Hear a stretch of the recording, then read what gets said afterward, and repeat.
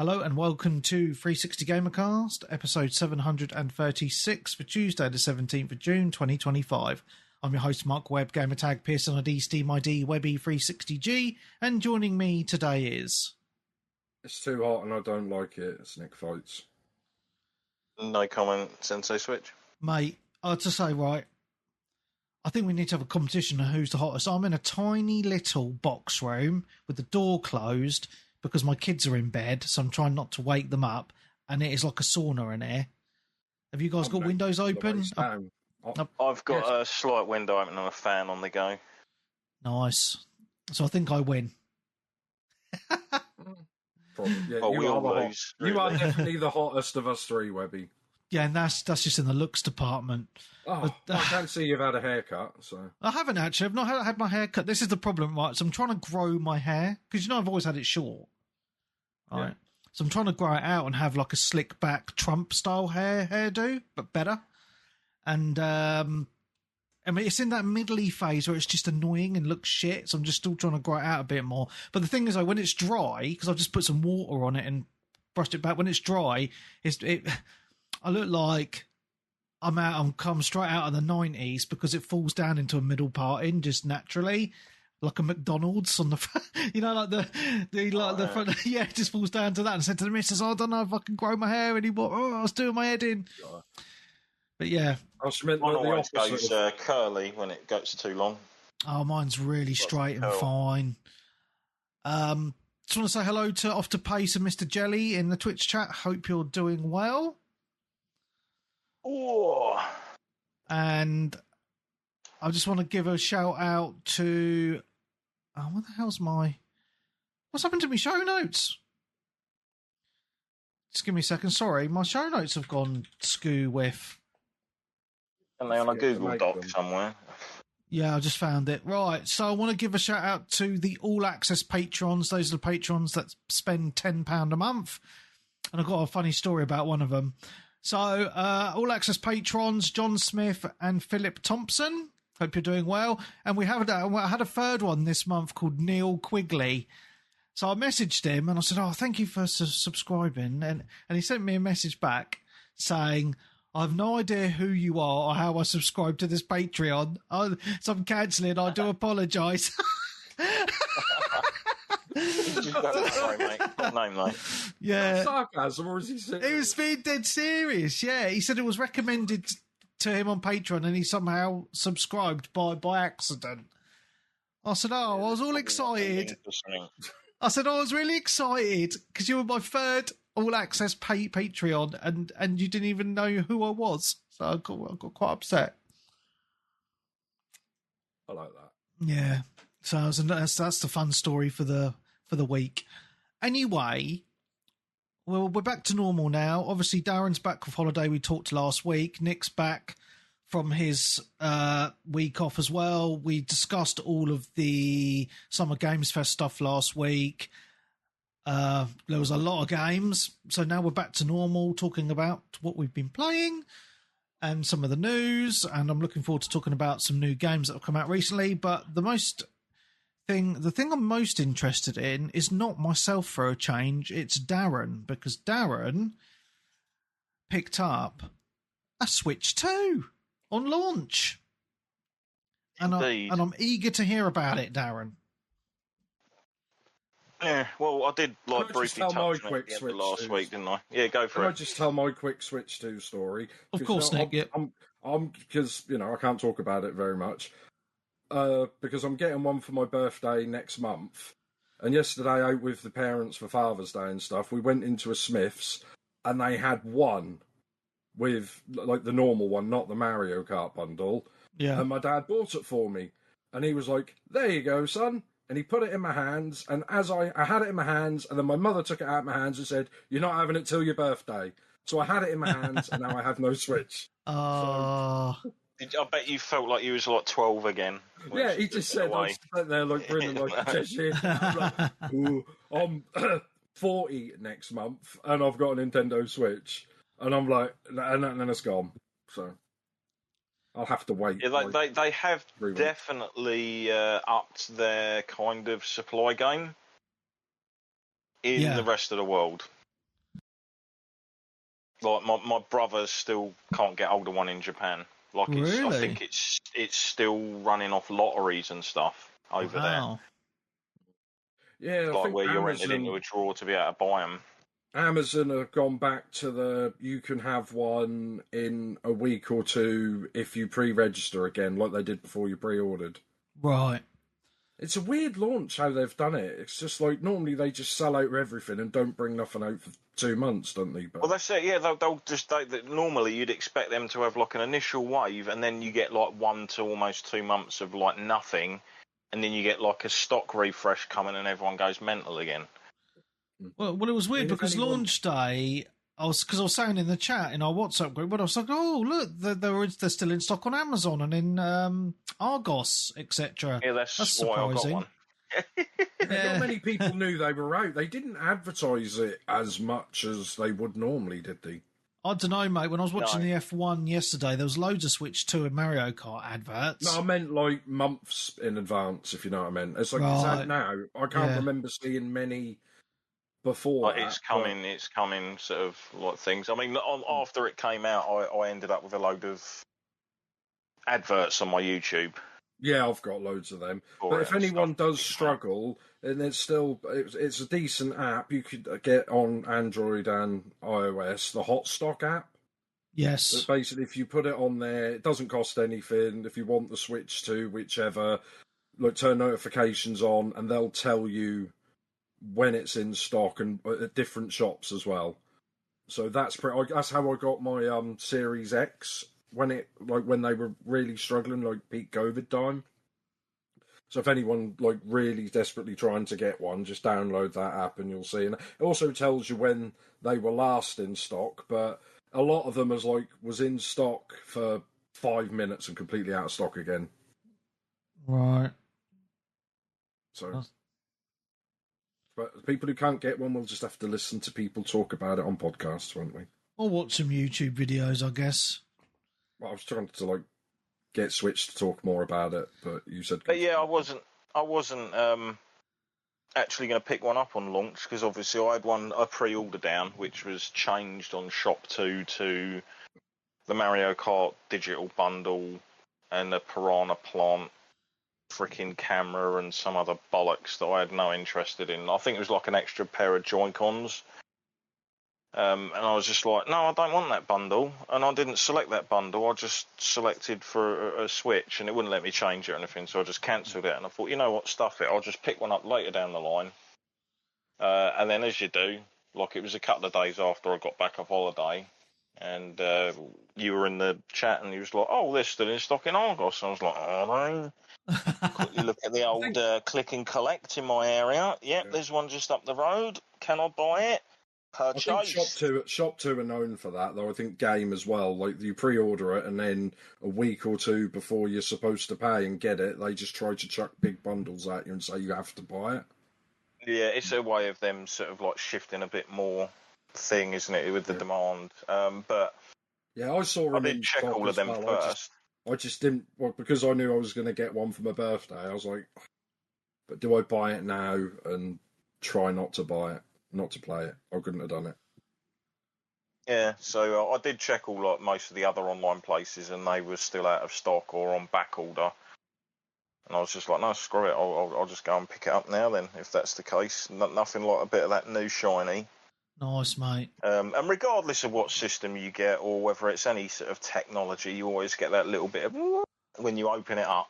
Be it a new phone, new television, new whatever, anything sort of like new and funky, you always sort of enjoy the experience of opening it up. Apart from apparently a bunch of people in America, yep. Oh dear, picked up their Switches from, was it GameStop or Best Buy, where they stapled the fucking people's receipts to the top of the boxes, not knowing that just under the top of the box is the screen of the system. And they ended up punching a load of staples through people's screens. Idiots. It's not well packaged at all, is it? I think they're saying it because it's like saving the environment, but not by not putting loads of foam and stuff on it. I just think they're. I mean, yeah. When I picked mine up and she handed it to me over the counter, I was just like, "Is that it? Wow, that's way smaller than I thought it would be." Even just the size of the box and everything. But the system itself, as people know, it's quite a bit bigger than the original Switch. Has a better screen as well. I don't know what the screen was for the original system. Was it a 720 screen, the original? Yeah, and that's 1080p on this. And this is 1080. And at first you're kind of like, it's 1080. I wanted bigger, but then you don't need it. Yeah. Because you only need higher resolutions when the screen reaches a certain size that those pixels start to look ugly, which is why 4K TVs have only really started to become a thing since you now have 40-inch and above. Whereas obviously when we were younger, we were quite happy sitting there in our bedrooms playing our PlayStations and stuff on a 14-inch 4x3. Yeah. TV screen. If you were lucky, you had one of the 16:9 widescreens that Sony pumped out, and a couple of the others that were quite mini. But yeah, if you had a TV like the size we've got now, you'd probably have to remove most of your walls with a crane and then lift it in with a squad of people that know what they're doing. Because those TVs were massive. I remember having a 32-inch CRT and moving house and lugging it up and down the stairs. Jesus, man, that was a two-man operation. I remember seeing the meme of the world's strongest man. We don't want to lift those massive stone balls, but they TV on, and that was every 10-year-old boy taking their parents' old TV upstairs to their bedroom. I'm like, yeah, I think we've all done that, haven't we? Yeah. When we've had the TV, I'm like, oh, you won't lift that on your own? I will somehow. You almost put your back out lifting some of them. Oh, it's worth it, mate. Especially when most of us had crappy, 14-inch black and white TVs to start with, or maybe that was just me. But yeah, I think I had a black and white early on as well. Yeah, pretty much. I think everyone's had one at one point. One where you have to plug it in and then turn the little wheel to tune the stuff, whatever you're watching. It's just kind of amazing how small TVs are now. I will say, out of all of the technology that we've actually had, the only one that I actually am happy with is televisions. I think a lot of the others have kind of gone backwards, but televisions have always sort of improved. They're super thin now. I think my first television that I got was 28-inch widescreen, was about the same size as my 50-odd inch that I've got now.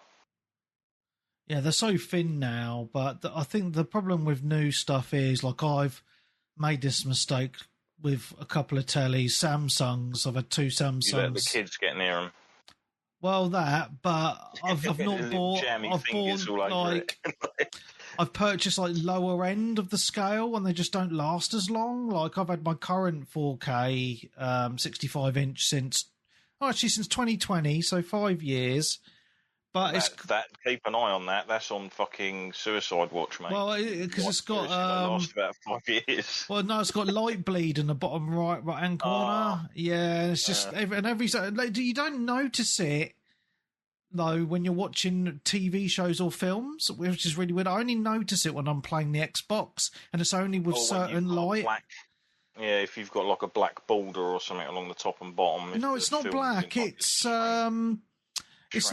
blues, blues and yellows and things. You'll notice this patch in the bottom right hand corner. It's really weird, but yeah, I had it on my old one, and that was why I got rid of it because it was really bugging me. Yeah. So I'm at that point now where I'm kind of do I put the money down for an OLED or do I just leave it for a bit longer? I don't know. I've been having this conversation in my mind for over a year now. I mean, yeah, going off into a tangent now. I remember obviously when we went back in there, when you'd get a new TV for your console or whatever, you'd just be like, oh, that telly looks mint, I'm picking it up. And then went around the 360 PS3 era, and towards the tail end of that and the beginning of the PS4 and Xbox One, it was like, oh, you got to make sure your telly supports it, whether because of the refresh rate, and you get input lag and all this stuff. I was like, what? Yeah, buying a TV's so complicated now. It's horrendous. Yeah, I hate it. I ended up wanting to get the newer model of the television I have, but then found out the newer version has less features on it than the one I've got that was slightly cheaper. It didn't have the up-res scaling for old 1080p content and stuff like that. Right. And I Yeah, was I just think like, they do that why with the TVs, don't they? They just baby Yeah. step. Every year they give you, but take it away. They just rejig what everything's got to just confuse you and rename stuff. I remember my first HD TV was the Samsung ones that look like monitors they had in the Yeah. Xbox Yeah. things. I Yeah. had one of those. Yeah, Xbox promoted them, didn't Yeah, they? which was good. But then I was like, oh, it's only 720p. I need a 1080 TV. So I went Brother and had one bought of those. that. And then, oh, it's not 1080p. It's It's 10. 1080i. Yeah, I remember that. 1080i. Yeah. Interlaced, mate. And then later, I finally got a 1080p TV, and I went, oh, but you've got an LCD. You need an LED. I'm like, and And then you stuck the Xbox, then you connect the 360 to a monitor with an actual proper monitor cable, and you're like, this looks fucking incredible. And then to they be stopped fair, supporting it. up until my 1080p, I wasn't even using HDMI cables. I was using the 3 little wires and a SCART lead. Well, yeah, because you were using the bastardised SCART. That's not even true SCART. That was AV SCART, wasn't it? Yeah, I didn't know, mate. How would I know? but the original cables it came with. Yeah, but the original Xbox 360 didn't have a HDMI port. It was AV, wasn't it? Yeah, no, the HDMI port came with the Xbox Elite, didn't it? Something like that. Remember yeah, correctly. yeah, it was a few years in. I think it had all the different coloured ports, so you could get. Yeah, you had SVHS, which was the one that was really weird, which I think had your left and right audio, the sort of circular-looking connector that went in almost with a load of pins inside of it, and then it had like the 3 colours as well that were going on top. I can't remember what console had that. It might be in the Dreamcast. Yeah. I think it was component cables, those ones with the green and the red and all the different. It was yellow, red, and white. No, but that was the 3. Well, Yeah. that was component. And then you had component, which was like 5 different cables. Yeah, which was how are we supposed to? There was so many different fucking cables we've had over the years. Nowadays, it's just HDMI 2.0 job done. Yeah, and it's like, you got to make sure all your TV supports the right HDMI format as well. And does it support the right HDR as well? Is it HDR10 capable? Well, I heard Switch is only good with something else. I saw one of these blokes' YouTube video today, actually, where he's saying Switch will be shit if you've got a HDR TV that hasn't got this. What, Dolby Atmos? No, it was HG something, like one of the settings. I'm like, yeah, I haven't got that. Oh. So apparently, if you haven't got that, you might as well just turn HDR off on the Switch on the TV. So annoying, isn't it? Why can't I just simplify just buying a telly? Yeah, it's like my TV in the living room is crap on PS5 HDR, but really good on Xbox HDR. But my LG 43-inch in my games room is reversed. So the PS5 is really good on that TV, but the Xbox HDR is shit. So anyway, on with the yeah, we're talking about Nintendo Switch. Yeah. Well done, Darren. TVs and stuff, why not? So yeah, the controller things, I can't remember what they're called. The Joy-Cons. Joy-Cons. Yep. Are a lot better than the old one. For a start, they're black. Yeah. Which is so they're not the can you not get the multicoloured ones then? No. I think you still can. It's still got the blue and the red, but they're kind of just like behind the thumbsticks and on the sides of the magnets, so you can still tell which side's which. You can just about see it in a crease, can't you? Yeah, sort of a thing. But the original, you could have all grey, all colours, couldn't you? Whereas this one, it's just that, so... So I can't remember if I think on my original Switch, because I actually got it out because you can do a system transfer. How easy was that? It was a piece of piss, actually, to be honest. I did my setup with the Switch 2, and obviously it got to the point where it's like, oh, do you want to transfer your data and stuff over from the original Switch? And I was like, maybe later. And it said, by the way, if you choose to skip this, you can't do it again. So be warned. And I was like, bastard. So I dug the old Switch out, which I haven't turned on in like well over a year, maybe 2 years. Wow. Turned it on, 100% battery still, which I was like, that's fucking awesome. The fact that I obviously charged it, turned it off, and it hasn't, like, none of the batteries drained at all in that time. That's a good battery.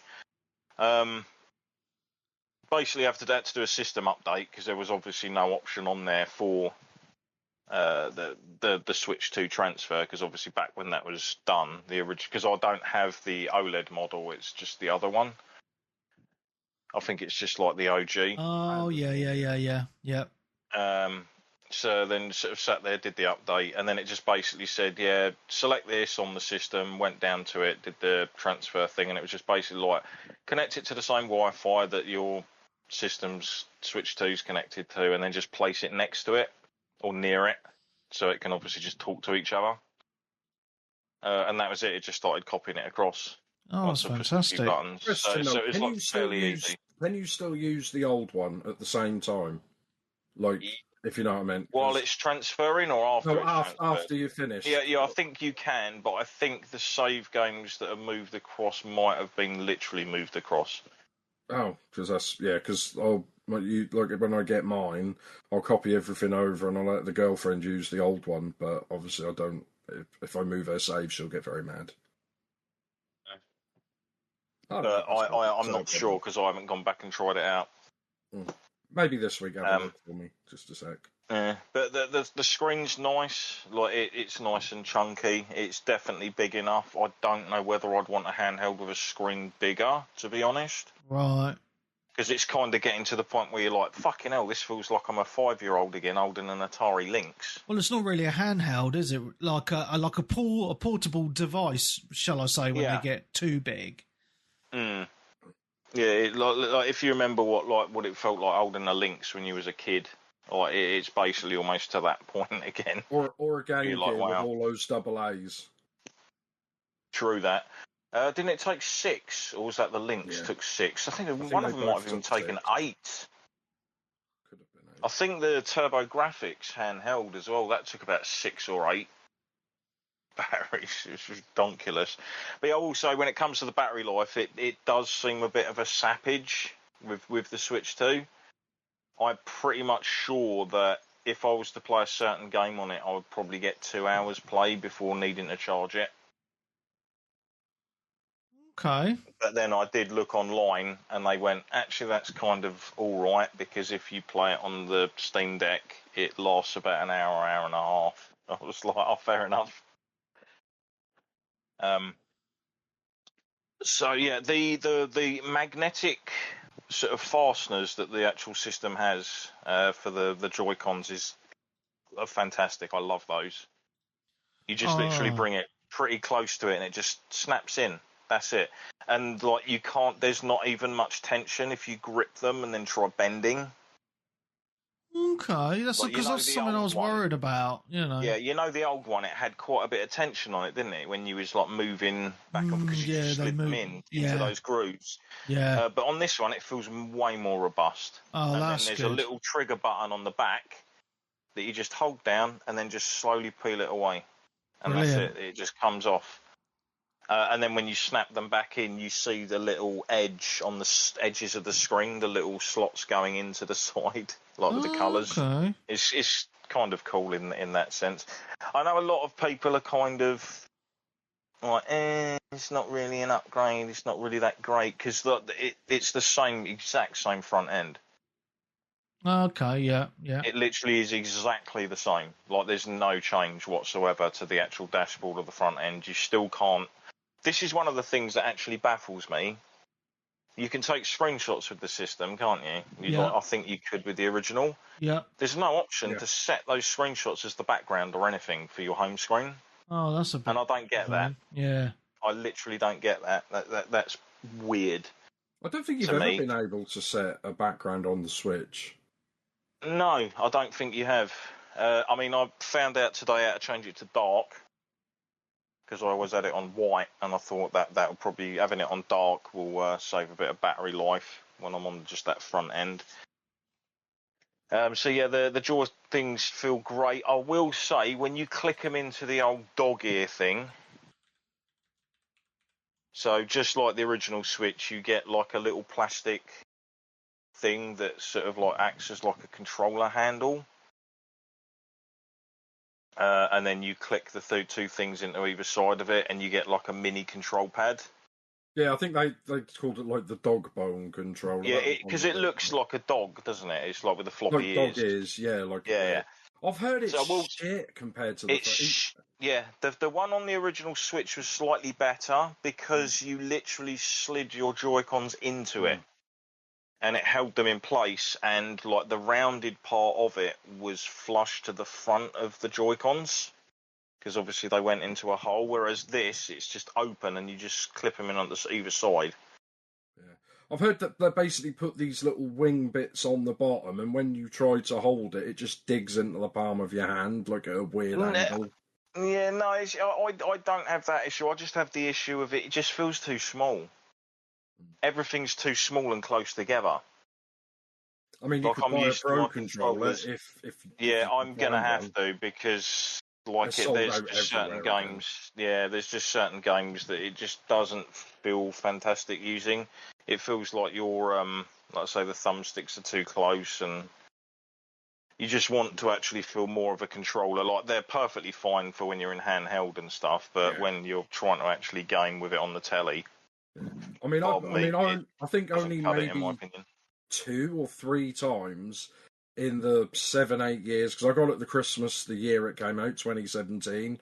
Like a handful of times I've ever used the the two Joy Cons separately whilst playing it, like two-player Mario Kart, that type of thing.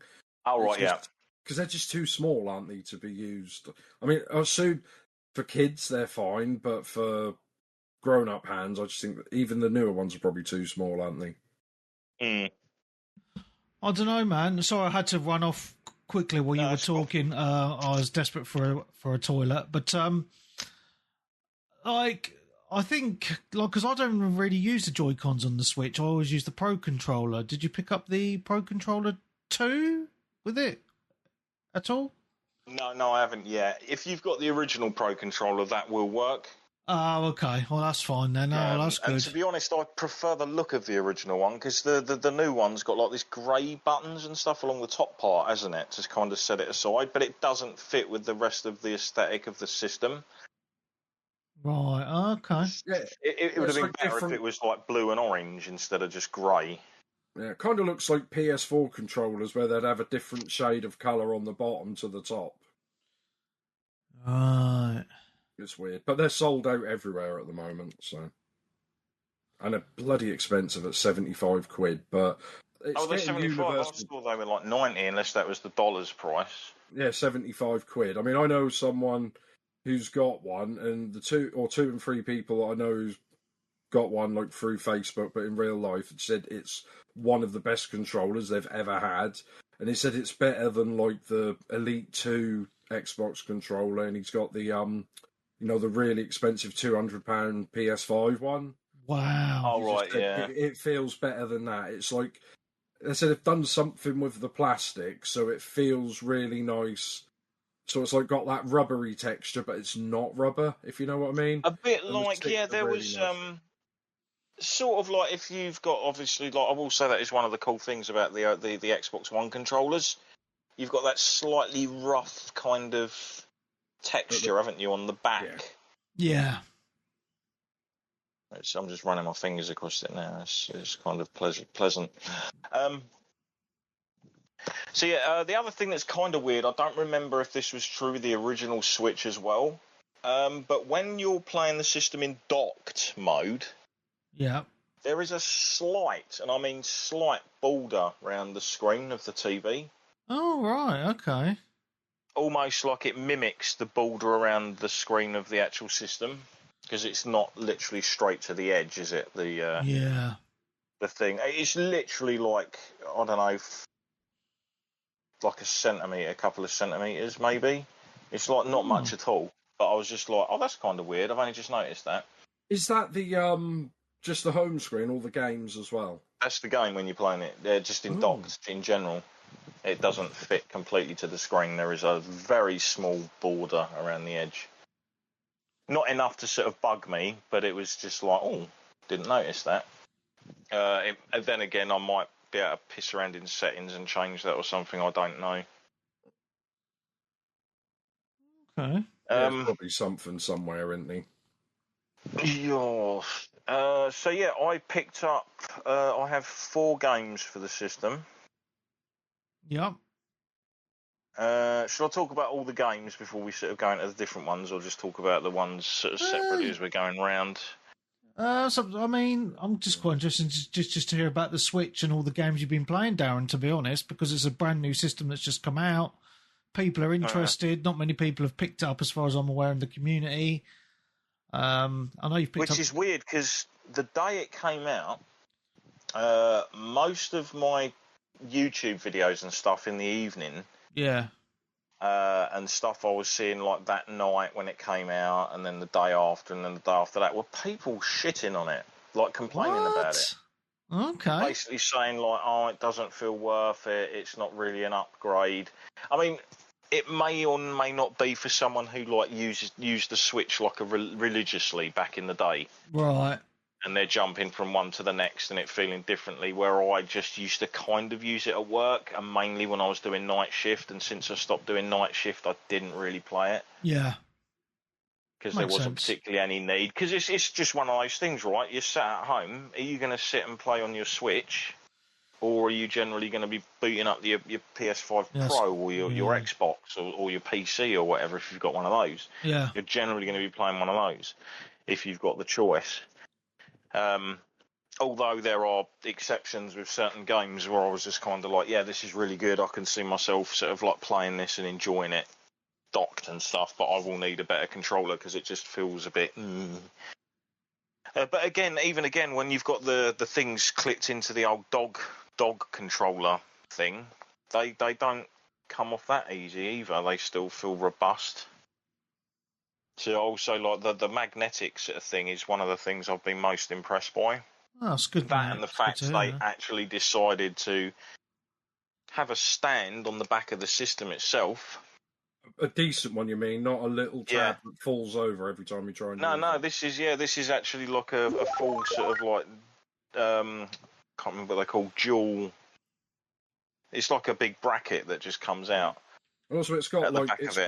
It's nice and stiff as well. That's what she said, right?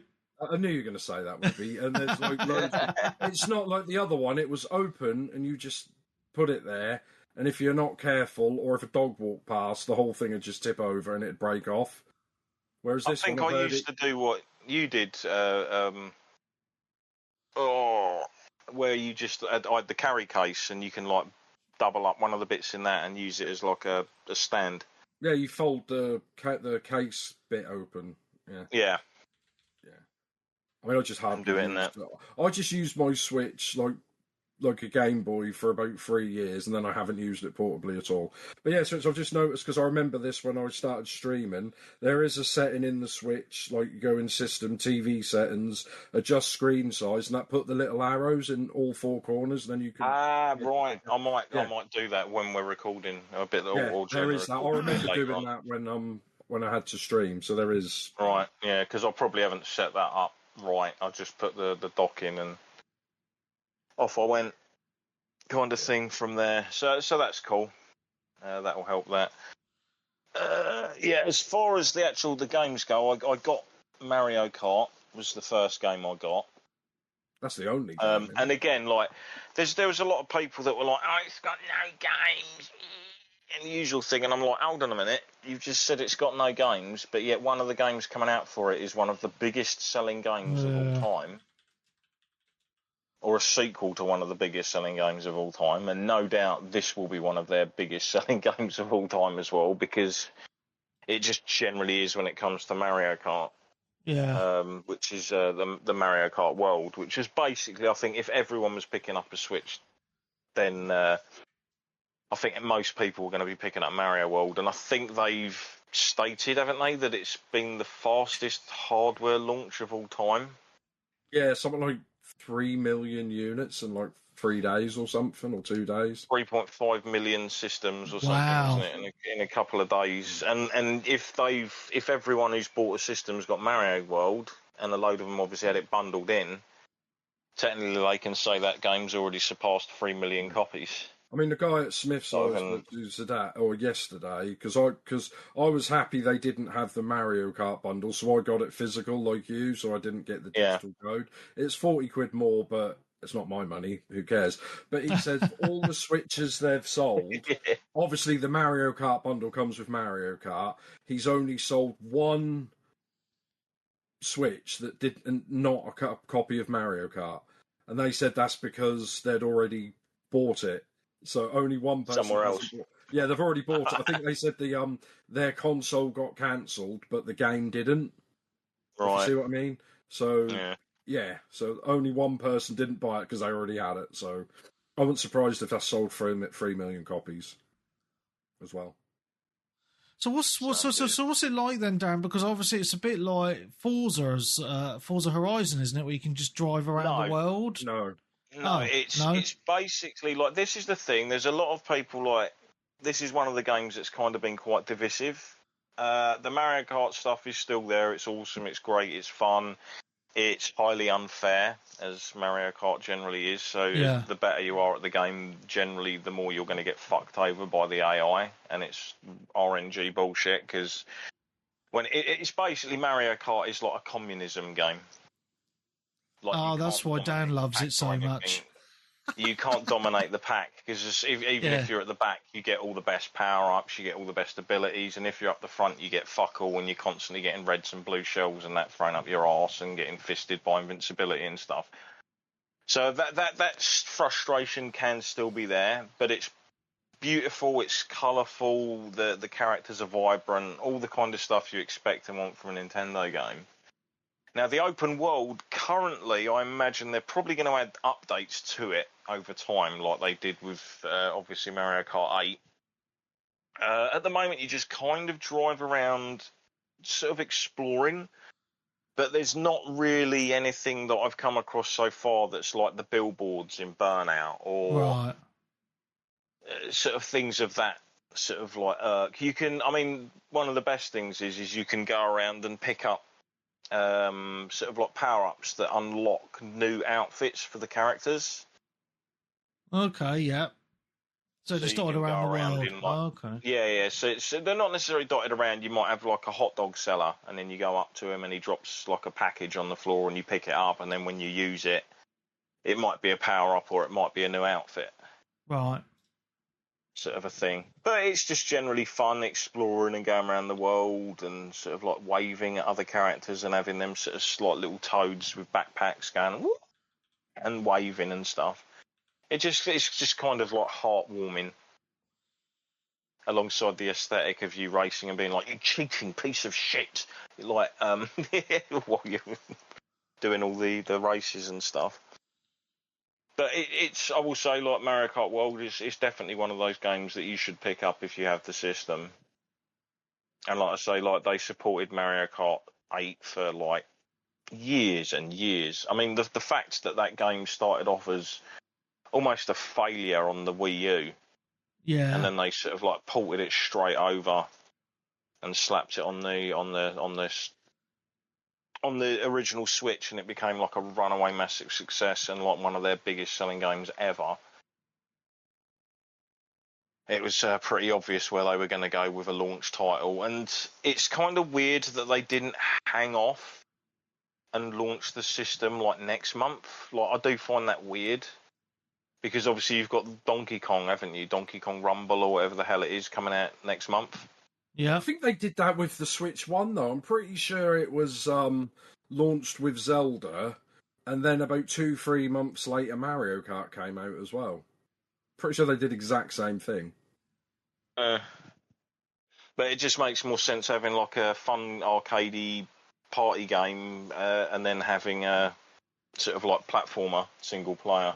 I just wonder if they're also thinking, you've now spent like 400-500 quid on the console and Mario Kart. Give their wallets some time to recover. Yeah, you can't afford to buy one or the other, so we'll let you play that for a month or so, and then you've been paid, and then you'll go and buy it, which is probably what I'm going to end up doing. I mean, I haven't bothered with any of the camera stuff or anything in that. I'm just not interested. I think you could, to be honest, and all that use any 720p or higher USB camera. So yes, again, I'm just not interested in it really. I mean, maybe dicking around on it one night for a laugh or something. If I don't even think I've got a USB camera anywhere actually, to be honest. But yeah, Mario Kart's fun. One of the other games I picked up because I just love the game so much, and the fact of having it handheld was just an interesting thing for me, especially if I could sort of like take it to work and stuff when I'm doing the odd weekends and dick about. It's Cyberpunk. I can't believe you bought it again. That's mad, I have man. three copies of this now. does this one come with all the new PlayStation, stuff and as well? Yeah, this one comes with all of the original content plus Phantom Liberty, and it's all on the cartridge, which is insane. Like you literally, like you just put the cartridge in and you can play it. That's it, job done. There was a little update, a mini update, and there'll probably be another one because we'll probably talk about that in the news a bit later on. But yeah, this like playing this on a handheld to me was just like it was funny. I just think it's crazy that it runs on that on Yeah, a it handheld runs like that. like okay, I guess we'll say it runs palpable, passable. So it runs basically at like 30 FPS. I've heard the FPSs do drop in some of the more, we'll say, sort of like system areas of like the Dogtown in the Phantom Liberty expansion, where there's a Right. lot of stuff going on. But apart from that, I literally went on my Xbox, uploaded my save to the CD Projekt Cloud thing, went straight onto the Switch, downloaded my save to it, and straight away I was just carrying on my Switch with my Xbox character. That really pissed me off, though, that did, when you told me that. What's that? Because they fucked me over with The Witcher on Xbox, where if you had the normal Witcher or the Game of the Year edition, they said it's a completely separate game, so your game save couldn't go. So I'd spent like 85 hours in The Witcher, and they're still doing this today. They're selling like the complete edition for like £8, or you can buy it all separately, and that never goes on offer. So, but my game save wouldn't go over to the complete edition. It's a whole different game. So if I want to play the DLC, yeah, it's still like it to the. You've got to buy all the DLC separate. No, I've bought the Ultimate Edition, which has everything, but my save from the normal edition will not work on the Ultimate. They said it's a completely different game with all new achievements. Oh, so in order to complete the game, to play all the new DLC, I'd have to like complete the game again, and it's a long bloody game. I'm sure you could find the time, Nick. Mate, you know I don't have any time. I'm still playing games from PS1. But yeah, it was kind of funny because I mucked around on it for a little bit. Sort of got in a car, was listening to the music, and sort of like walking around and everything. It doesn't look amazing. I think it's like locked to maybe it's either 720 or 1080 on the handheld because it obviously can't really go over that at 30. Well, and then docked, it might be 1080. Can I just tell you like something I've read, that it goes down to 540p on the Switch I haven't noticed that myself. Yeah. Just so you know.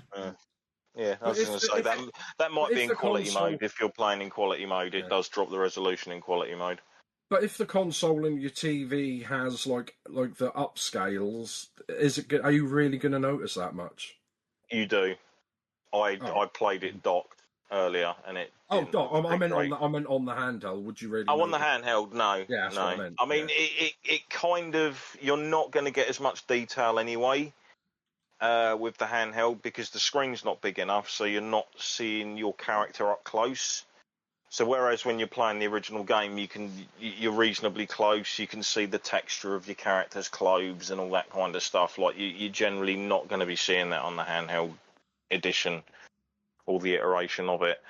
But I did giggle because when I booted it up on the dock today to check to see what it was like in docked mode, my saves from PS5 were also in the cloud.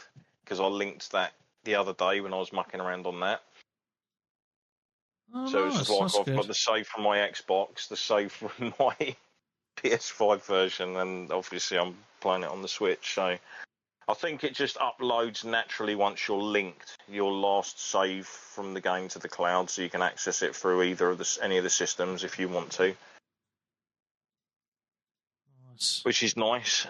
So there's that. Yeah, I just wanted to have a nice sort of like first person-y, something that I could absorb myself in, like when I'm out and about, mucking about, and it runs reasonably well as well. When I was on a bike and I was like running, I went through Night City into the desert and stuff, and went back again to see if there was any like super hitches and stuff. There was like a couple of little bumps here and there when I first got on the bike and I was driving, but after that it seemed reasonably smooth. That's good. And I was still kind of chuckling to myself, thinking like, "This is crazy that this is actually running on the Switch." And I think one of the things that has pissed people off a little bit was the Phantom Liberty expansion was only available on the Series consoles and the PS5. They refused to do it for the PS4 or the Xbox One because they said those systems weren't capable of running it. And now you've got a handheld that's basically the equivalent of like those systems that's running it, and it's all on the disc, on the cartridge. Can I just stop you a second? Because I've had two people ask the same question on the chat. So, Yeah. Clarky and Gamox have asked, but they're similar. So, do the sticks still drift? And if not, Graham asks, are you worried about stick drift this time around? They are not using the Hall Effect sticks. I don't remember. Didn't have stick drift on my original Switch. It was a huge issue. Huge issue. Yeah, I heard it was a huge issue, but yeah, I never had it. Maybe I got a slightly later model of the Switch because I picked it up about a year after it came out. Right. I never. And had generally, I'm not. I'm not that violent with my consoles anyway. Like, I think the only time I've noticed I've had slight stick drift, and then I realised what I was probably doing is like, right, yeah, I probably shouldn't have any of my thumbs on any of the thumbsticks when I turn a system on, because that changes the central dead zone. Oh, okay. I did that one. Of when it's booted up. So if you basically like slightly move your stick to a slightly different direction and then boot your system up, it will drift because it thinks it's locked. That's the central start position when it isn't. It's actually you've already moved it. Right. I think a lot of third-party controllers like Scuffs and stuff have used this, like that Hall Effect sticks and things like that. And I don't think Nintendo was ever gonna, outsource their technology. I don't know if they've used the exact same sticks as before. I think they are better, but I think if anything, time will tell. But they were quite decent about repairing them, though, from what I remember on the Switch One. But yeah, have you ever had that Webby stick drift? No. Yeah, so like we're pretty, but then I think we're older. To be honest, I'm not having a go at people if they aren't, but maybe it's just like heavy-handed people and they're playing. I've known a few heavy-handed people on games when I've been around people's houses and I've been watching them play, and I'm like, mate, what the fuck? Yeah, I mean, I've got Jeff Capes in this shit, like you doing. Yeah, I mean, I've still got my Xbox One controller from 2013, 2014 when Titanfall come out. And other than the analog, sticks are smooth as a baby's butt. Yeah, that's the thing. And this one's starting. The sticks are smooth. Everything else is lovely, apart from the sticks. And I'm like, bloody hell. And now I've noticed it. I don't know. I keep looking at my girlfriend's new bright purple one. I was like, what? I'll just take that one. But we're talking about the controller. Yeah, like the analog sticks wear off. Hey! Stop it.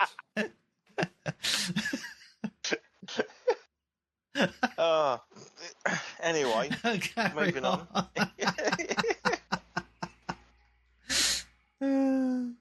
What's another Switch game you played? Switch? Yeah. I'll briefly talk about the one I played for about 15 minutes today to test it.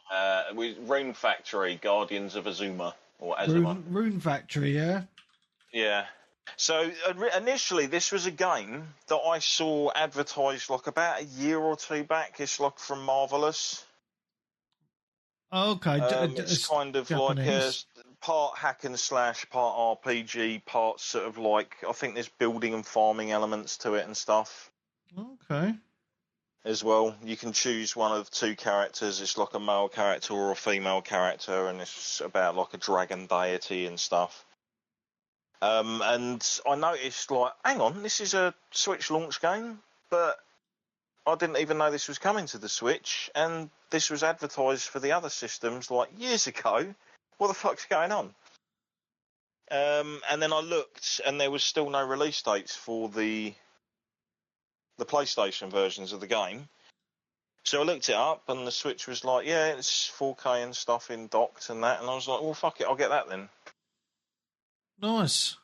It's As a weird another one. game though, because that works on Switch One, but it doesn't say anything on the UK boxes about it working on Switch One. I imagine it kind of does, because it says it's the same as the next game I'm going to talk about, where it says on the box, the Nintendo Switch 2 edition comprises the original Nintendo Switch game and the Switch 2 edition upgrade pack. So obviously they're both on the cart, but it will only iterate the upgrade option if you're playing it on the Switch 2. Which is kind of cool. Yeah, So some it of means them you can haven't then done stick it in another, in the original Switch and play it on that still. Whereas you couldn't do that with Cyberpunk or Mario Kart. No. They will literally just solely work on that. Yeah, so I tried that out. It looked pretty, and it was pretty decent. I just didn't really want to get super involved into it, not especially when there was another game that had already grabbed my attention and I was already quite involved in after about an hour. And that was a game I completely skipped on the original Switch. Wow. Zelda. Oh shit. One. The first one. Breath of the Breath of the Wild. Wild. Yeah, I like Oh, So I thought I'd start off with the original. So obviously, Breath of the Wild as a Nintendo 2 or Nintendo Switch 2 edition. So if you buy the Switch 2, you get again similar, where it's like the Switch 1 game, with a but it's code. got the upgrade thing on it. No, there's no code. It's just all on the cartridge. Oh, that's good, because I think you'd have hated Yeah. it if there was a code, wouldn't you? Oh, I would have. I'd have probably not bothered. See, I always look up the Switch stuff. To be honest, if it's a game key or a code in the box, go fuck yourself. Not interested. I want my games on the cartridge. If you can fit Cyberpunk and Phantom Liberty onto a single Switch cart, then you can bloody do it with any game. I'm sorry. Have you heard that it's like, apparently it's less than £1 to have like the 64 gig card, but it's just a lot of the third party developers are just that tight. It wouldn't surprise me. Because like I say, you go from like a 32 gig micro SD card to like a 64 and that, it's like a couple of quid difference on Amazon. It kind of like negates the point of even having a physical copy if you're going to do that. I mean, I said it before, to be honest, we don't want to go bizarre. on to it. It's just their way of weaning us off physical, innit? That's what they're trying to do slowly. I started this off, like, obviously plugged the cartridge in, and like with like pretty much all the others, it was just like plop it in. Oh, there it is. Can I play it? Ping. Yep. Oh, there's a mini update. Like literally took about 20 seconds. Pushed the button. In I went. Straight off. I was just like, yeah, that's exactly what I want. And I never played this because I was never a fan of obviously certain aspects like the weapon break-in, and I heard people saying that the frame rate wasn't great and it had issues, and the second one's apparently worse for frame rate and things, which I can imagine because the game's going to strain the system a little bit more because it was made a lot later. How you liking it? I'm really enjoying it. The visual style of it is really good. Like it's kind of one of those games like we've always talked about, haven't we, Webby, where it's like if you're going for a certain visual style to the game, you can't really improve it that much. Yeah, that's right. Yeah. And I think this game kind of fits into that slot quite nicely, because it's very sort of almost half sort of 3D, half comic-y. Well, and now pastel obviously it colours looks, type thing. yeah, it all looks crisper and sharper and everything like that, and runs at a consistent sort of like nice, clean frame rate. And yeah, I'm really enjoying it, to be honest. It's very weird for a Zelda game because you kind of usually get guided in those games a lot. Whereas in this, you're kind of thrust into an open world. And yes, it does say, like, oh, go here to check this out, and then you can do this and look through your scope and you can find others. But it's up to you where you go from here, obviously, doing in whichever order you want and look about and you're finding other secrets. I did one of the, pardon me, little dungeon things where you learn, like, an ability. Because before I went in there, I was like, there's these treasure chests underwater and I can't dive down to get them, and that's kind of pissing me off, and I'm still half naked. Huh. I want like a jacket or something, or a hat or something at least to wear. Yeah, there's a few bit because I only played this. I started this went 2017, and then I Yeah. finished it about 2 years ago. Wow. So is it that old, is it? It's It was launch title 2017. came out, Wow. donkeys years ago, mate. Yeah. Yeah. I think if I remember what happened with me was I kept going to an area that was cold, and I kept shivering to death and dying. And obviously, I had to make some kind of food that had like chili in it that could keep me warm, so I didn't die. I think this was one of the last sort of big games that came with a strategy guide. Yeah, because I've heard that you obviously not only have you got the weather stuff, because he like the old boy you meet at the beginning briefly talks about them. A bit like the way when you're picking up all these ingredients, he keeps talking about being able to cook, and I haven't got the ability to cook anything yet, as far as I'm aware. It's like you can cook apples, and they give you more health back when you eat them. Right at the start, other dude. ingredients. I think the first Jesus, little I think the first little bit you come to, or the first like stone pot, it will just give you a tutorial. Yeah, no, I haven't come to that stone pot yet. I got to the guy with the fire. He was at the fireplace, and I sort of spoke to him, and he sent me to do a dungeon, and then we went up, and he wants me to do more. And I keep laughing because like loads of my other questions are like, just give me the parachute, mate. Kind of thing, because that's what he's going to give me, a parachute. Yeah, that's when the game opens up, because you can use that to get to the next like proper open world area. I think this is like a lot of games, which it did irritate me at the start, where. And then once you leveled up and updid your abilities enough, then you can then like say if you're climbing up stuff, you're just always falling over, and they still work today. If you look on YouTube, some like cheese and areas where you could just get loads and loads of hearts for nothing. If you're interested in that, and it takes like 10, 15 minutes to copy one of these tutorial videos, which I did, which just gave me loads of hearts that made the game more fun, and more stamina and stuff like that. So it does break the game, but it just makes it more fun, in my opinion. Yeah, I've heard there's like quite in-depth weird things, like if you're riding through a lightning storm, like you shouldn't be wearing metal armor because or if you lose a metal sword, you'll get attracted to it, so you have to take everything, like use a crossbow or something, or wooden things. Yeah, you will get electrocuted. That's happened a few times. So this game was so popular, and the next one, there's a third-party company that actually built wrote a strategy guide for it as well. Not Brady Games or whatever it is. I think they did one, but that's sold out, and that goes for like hundreds of pounds on eBay. But it's like a third-party one that's on Amazon for both, and they're like 15 quid. So up to you if you want to look for something like that. But yeah, no, like I was going to say, out of like this is the one I was kind of like, I can find myself sinking my teeth into this quite a lot.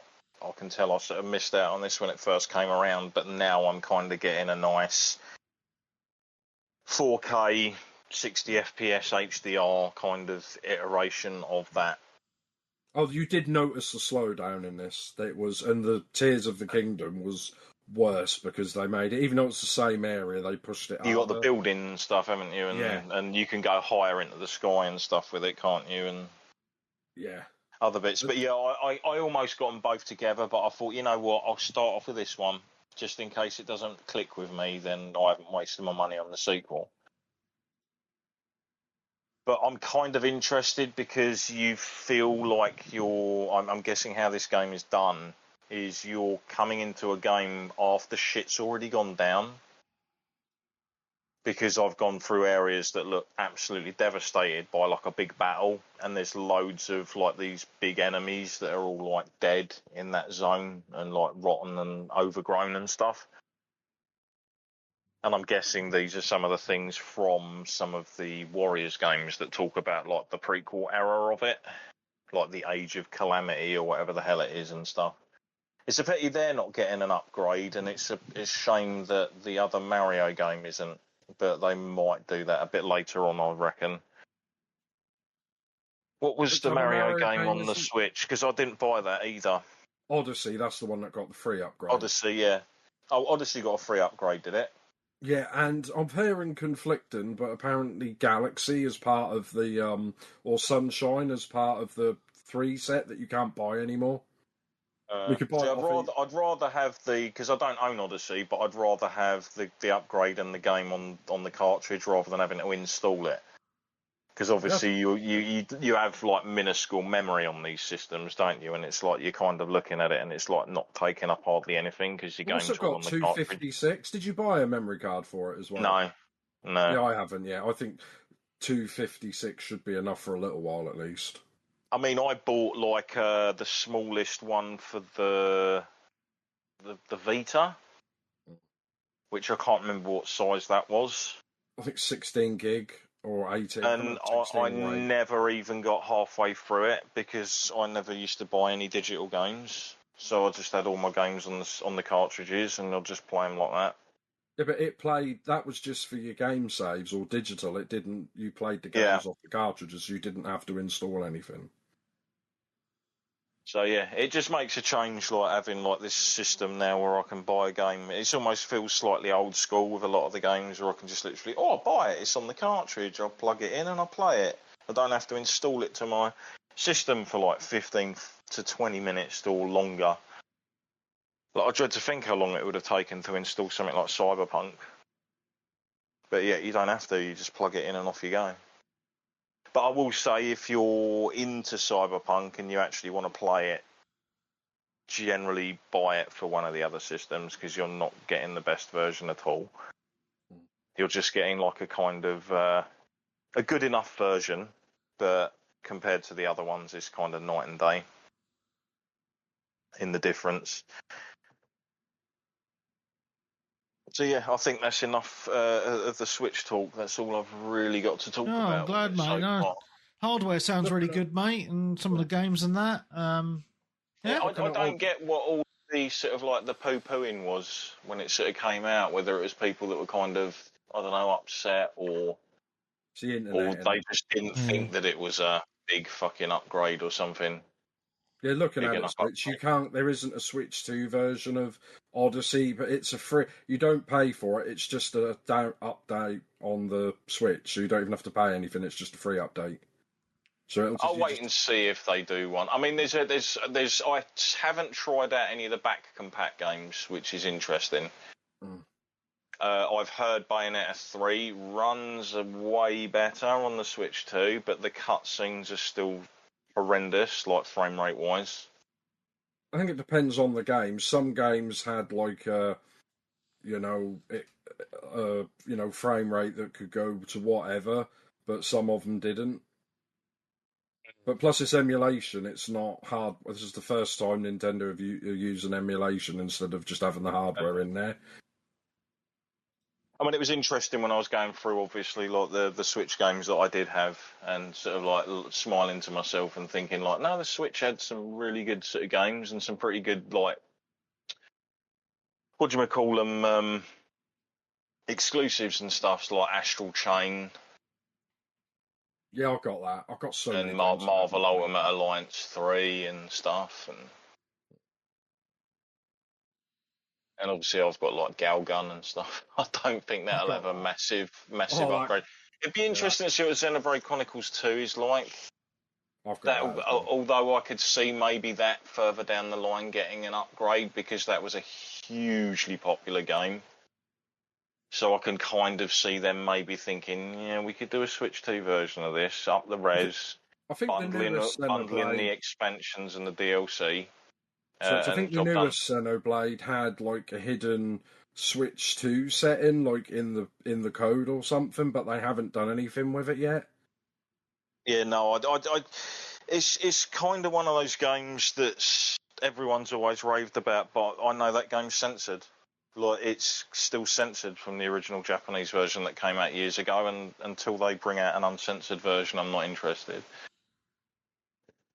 With that, they made a load of alterations for the Western audience, and they can fuck off, basically. It's just a shame that like the Japanese themselves didn't actually kick up a stink when they realised that the version they were getting for the Switch was going to be the westernised censored version. Make you wonder how many people just don't know. There's probably it they either don't know or just a few people that don't care. But then, like, the general populace is really weird. It was like I was watching a video the other day, slightly off topic, but do you know what the most popular videos are on YouTube that make the most money now? Go on. AI shit. Shitty AI videos made by fucking people on their computers in like 5 minutes. Fuck's sake.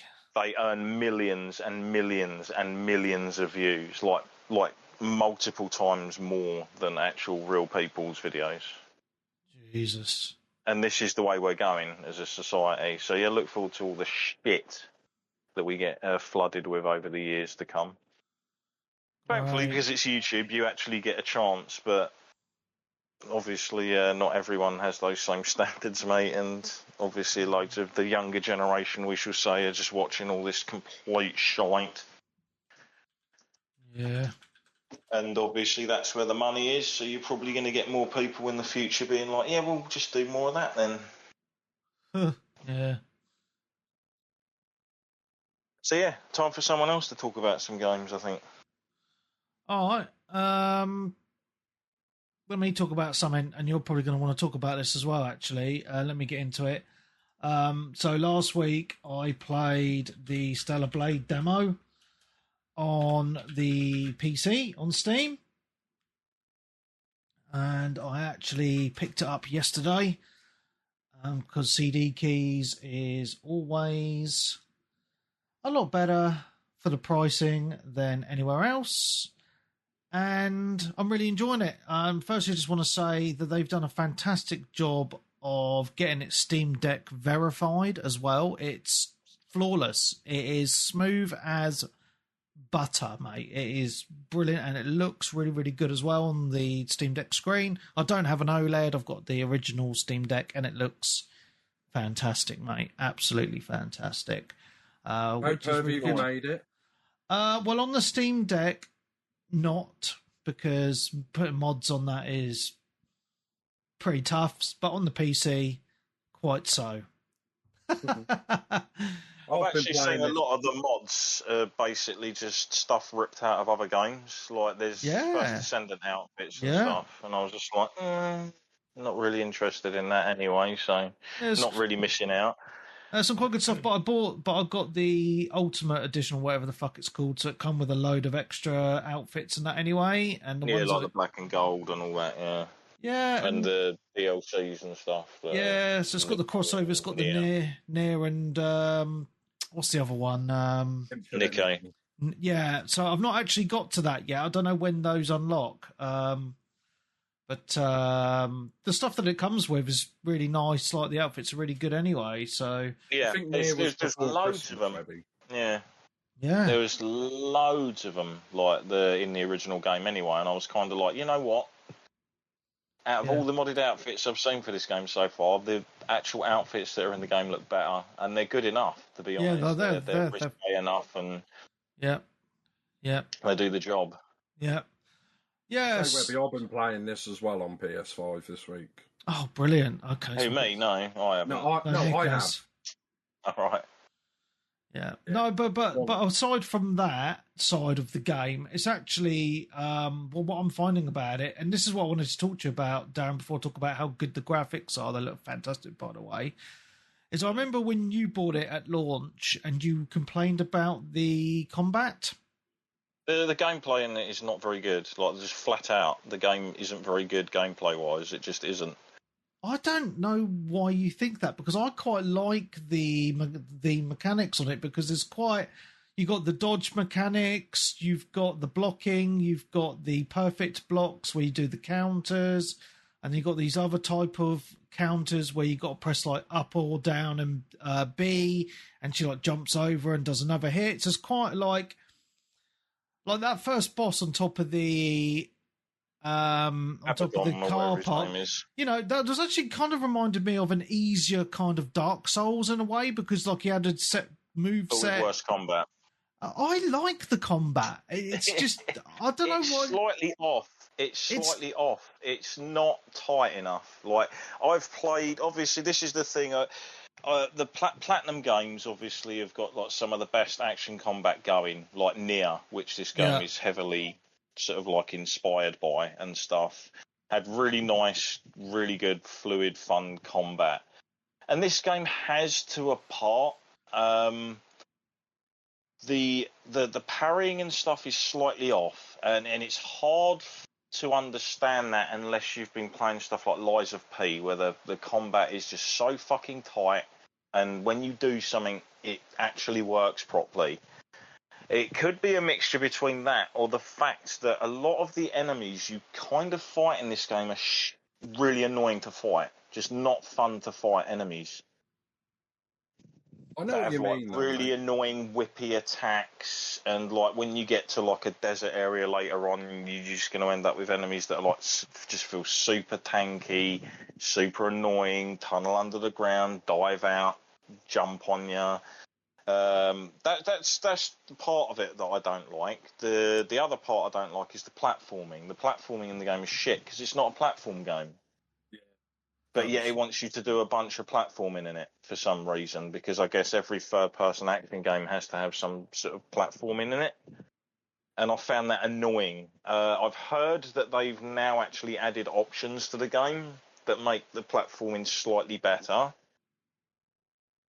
But yeah, that was another frustration. And then obviously on top of that, you've got like instant death parts that just suddenly you're down, and there was nothing you could do about it, that you just didn't see coming, or you didn't realise that was like an instant death part of the map or something.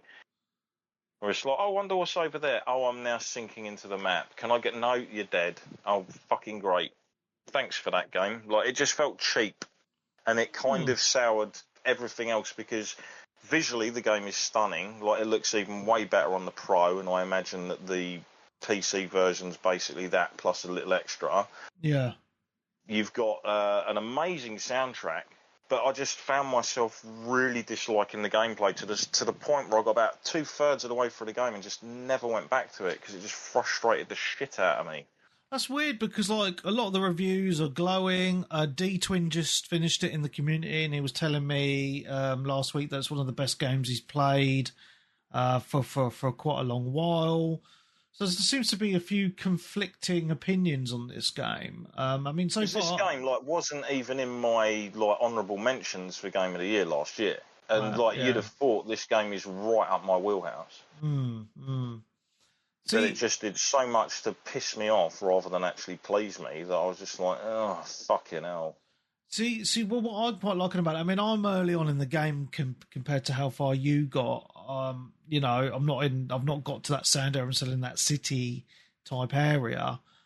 But I'm really enjoying the combat. I think it's a lot of fun. I'm learning the movesets of the enemies and getting those perfect dodges, parries and things. But early on, I persevered with the combat pretty well. Like, I didn't really notice a lot of the frustrations with it until later on in the game. Okay, that's fair. And but also, I really like the exploration, because it doesn't really, from my viewpoint, hold your hand too much. I mean, you can press the back button or whatever it is on the controller. You're given a lot of freedom as well. Yeah. So, like, I've spent a lot of time just exploring the city. Just, you know, if I figure out the way to go, I'll think, well, I didn't go down that street or whatever. So I'm like just exploring and finding It has got chests some and of the bits and yellow pieces. paint in it, Webby. Yeah, it does. I've noticed that Which today. I like. Yeah. Which I like.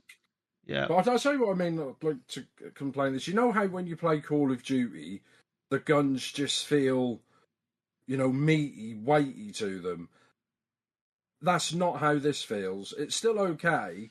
It just, I think, like, the lock-on doesn't quite feel as, like, solid as other games. And, I know what he means. It's hard to explain it. It just feels a little bit...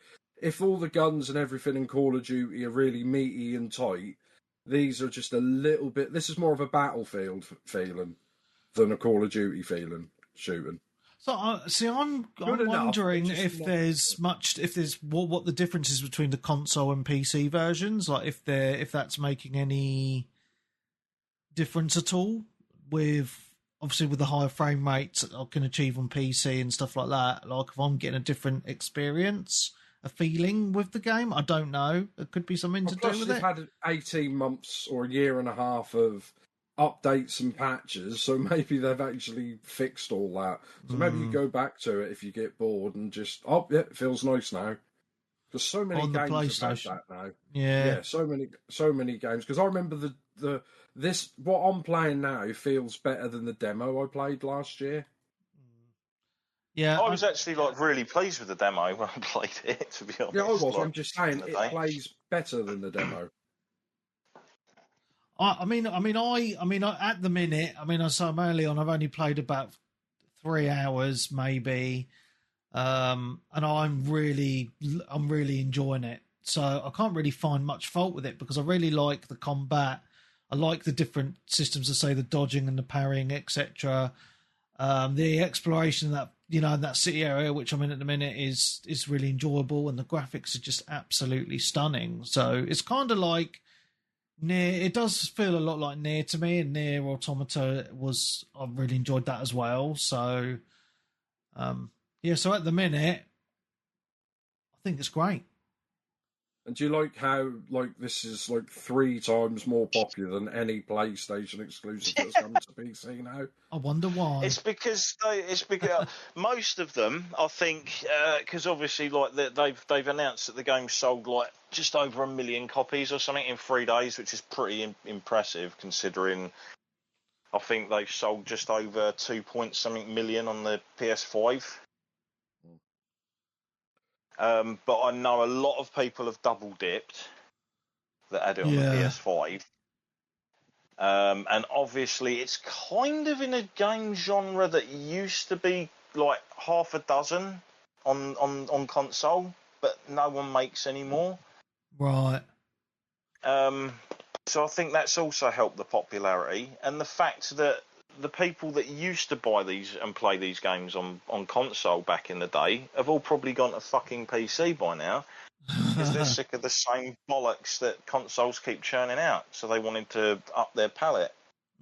Like these are the kind of games that PlayStation used to revel in, in the sort of PS2, PS3 kind of era, and then they just stopped and were like, "Nah, let's just focus on fucking Western story games," and drove a lot of their Live customer base to other drove a lot of their customers to other platforms.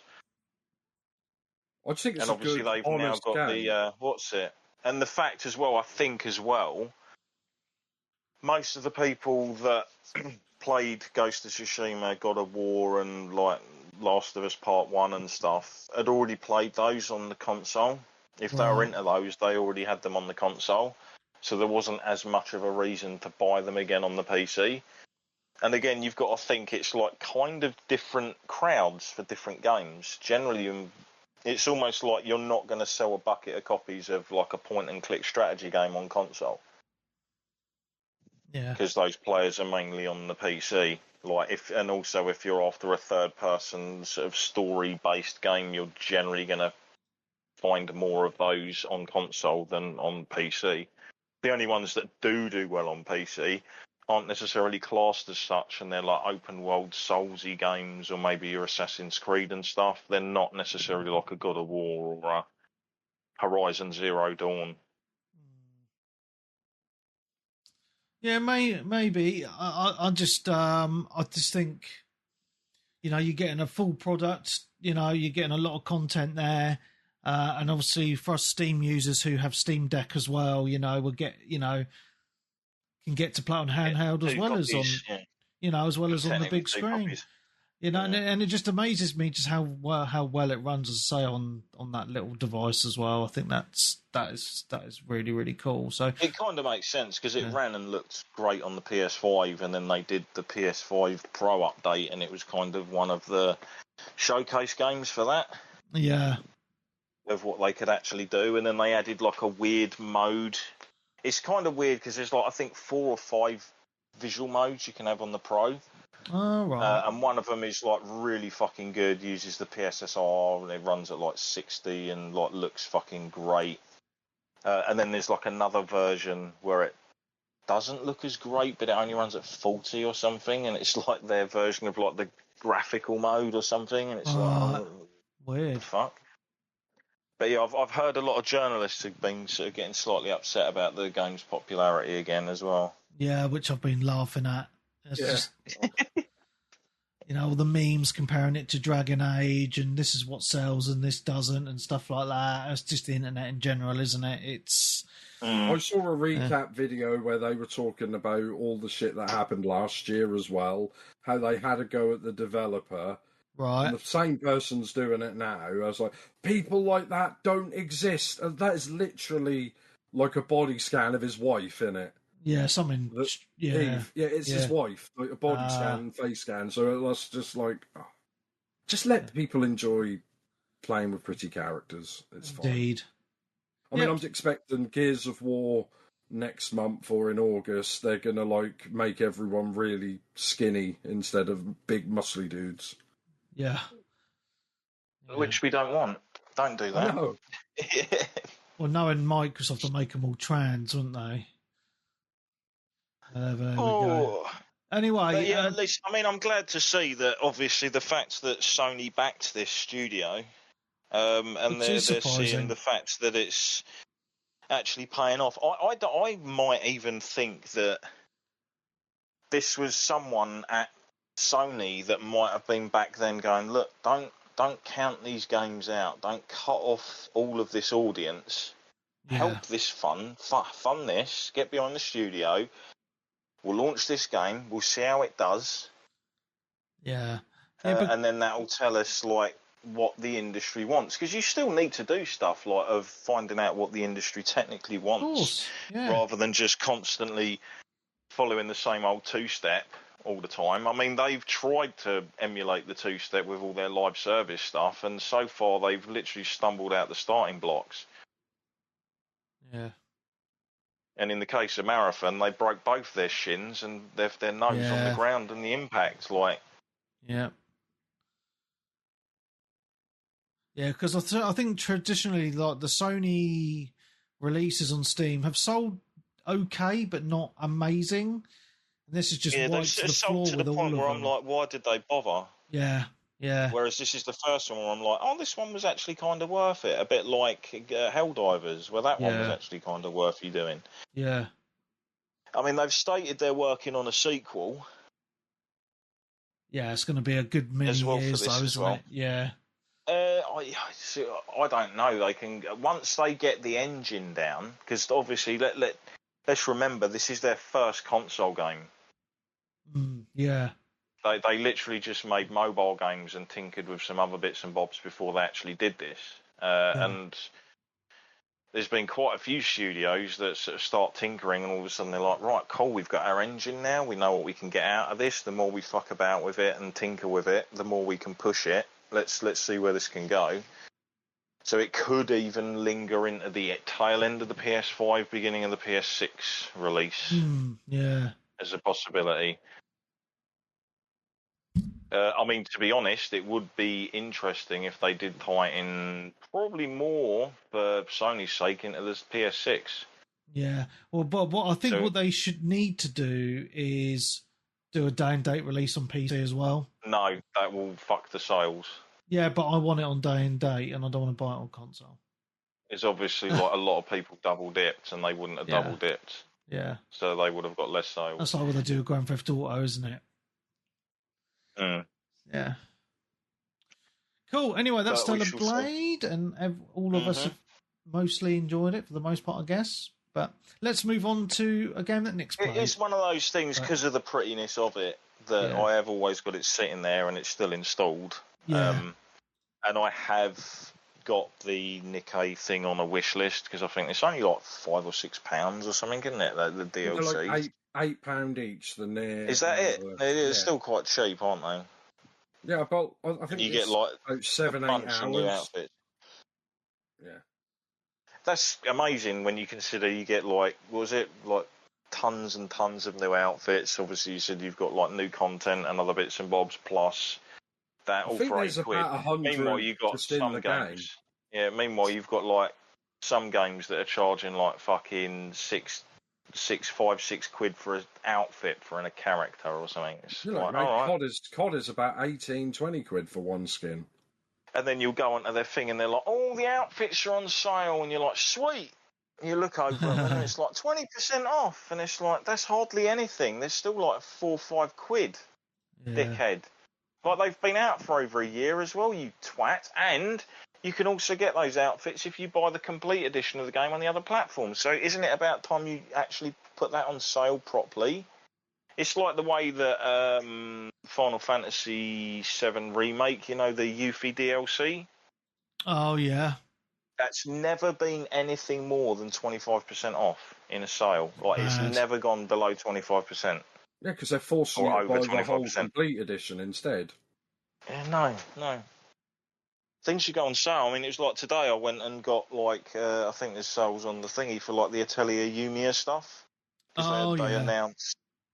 the Riser, like Riser 3 and that. Because they announced, obviously, they're bringing another one to consoles and PC, which is one of their mobile games. So it means the actual game's going to get to live instead of just die on a mobile phone. Which is good if it's well produced and voice acted, and if it's in a series like the Tales games are pretty well received, as are the Atelier games, although they're more niche. But yeah, they're on sale for like 65% off. Jesus. You're like, that's actually a proper good sale. And it's like, oh, look, there's the season pass gone down from £36 to like 12 quid. Yeah, that's actually good. Not like, oh, is 50p off your fucking outfit. Why aren't you so happy about that, mate? Oh, I don't know. And the fact that you can't even buy the outfits in a bundle either. You have to buy each one separately. Because we couldn't be bothered to release a bundle to maybe, I don't know, take a bit of price off of it. Greed, mate. Yeah, corporate greed. Anyway, let's get into a game that Nick's played. Yes. Yeah. How long have we been going now before that? Only an hour and a half. Yeah, Claire Obscure. I'm still struggling. Oh, what a game! I've been playing this. I'm struggling less. Because I put in the WhatsApp what I did. Because I said to you guys, there's something I'm doing wrong. Did you not have Pictos equipped or something random? Or there's someone had... Oh, was it that? Yep, that was... Yep. Well, no, because it says you could equip 3 Pictos per character. Yeah. I didn't realise there was... Yeah, you go through the Luminous section, so I'm like, why am I so underpowered? And why is nothing working? And I was watching... I think I watched the... Angry Joe did a video review. How's he got like 7 ability points at the turnstile when I get 3? Yeah, I'm like, what's going on? And I'm like, I'm looking at it, I'm like, oh. So I've played like up to halfway through Act 2 and I just hadn't equipped anything. So that's why I was struggling, but I'm still like you the did boss well fight. to get that far. Yeah, I mean, I should get an achievement for doing that. But this game, I don't know if it's brilliant or shit. There's so many people I know. It's the first. No, but there's so many people I know that have annoyed, given up, and so many people I know that love it and think it's great. And it's just, I just think it's, for a start, I don't care what anyone say, the difficulties aren't right. No, it was very tough on easy. Yeah, everyone I know who started it on normal have put it down to easy. Even people I know who rip the piss out of me for playing it on easy story mode. Whether they're going to patch it, I doubt it, but, you know, that's just a little thing. And I just think everyone I know, and I think you've done it as well, Webby, have had to go online to see what they're doing or where they're going or what they're doing wrong or just, to do an enemy, which, I mean, is that a bad thing? It doesn't explain some stuff very well, like the Yeah, Picto some thing. stuff it doesn't. Yeah. Well, I didn't know it was there, mate. I'm going through stuff. And It's like I said, literally there at the start it comes up in a screen, and then tiny little once you've square done of it, text. you've done it, it's gone. That's it. Unless you remembered it, then you won't remember that. Like, oh, hold on, after I equip this, after 4 battles, everyone can equip it or learn it, but you have to go into another screen to do it. Yeah, but I think when it told you that, it was then another couple of hours before you'd progressed into the game where you'd got more Pictos, so you'd probably forgotten again. But it's just some of these games, like RPGs or JRPGs, it's like they either click or they don't. Because I know a lot of people hated, like Final Fantasy VIII junctioning system, even though I had an auto, so you could just automatically do it. And the same as, I mean, I really enjoyed 13, where it had the paradigm system, but it's one of those, like, if you get it and it works, it's awesome. If you don't get it, it's absolute shit. It just doesn't. I mean, I've got that with Final Fantasy 12. It just won't click with me. Oh, it's because it's You were the shite. same with that. You were the same with that, Webby, weren't you? Shite, it was mate. because it's like halfway between an MMO and halfway between a normal Final Fantasy, and it's not a good MMO system. It's not a good MMO system. It doesn't do one or the other. Was it fucking the master of all trades, but the something of none or something? Yeah, jack of all trades, master of none. Yeah, it just does both, and it's like, this might work well on a PC, but it doesn't work well on a PC because the other half is on a console. But I mean, I'm getting there, and I've basically what I need to do, which a lot of these JRPGs, I think Webby might tell me or I'll Google it. I want to get to a bit where I can just grind and level up and just really start to, feel the game. And I would I don't know if you can, if I could just overpower the characters so I can just smash through the game. You keep, I suppose, hanging around an area for a bit and respawning them at the flags. Could possibly do that, but yeah, it's just this game is so close to be. I mean, I'm not going to be like some of these people. Like Angry Joe gave it 10 out of 10. I think Webby's not far off. Some people have jizzed all over it. I don't think it's that. I just think we haven't had a good, honest game like this probably since 360 era.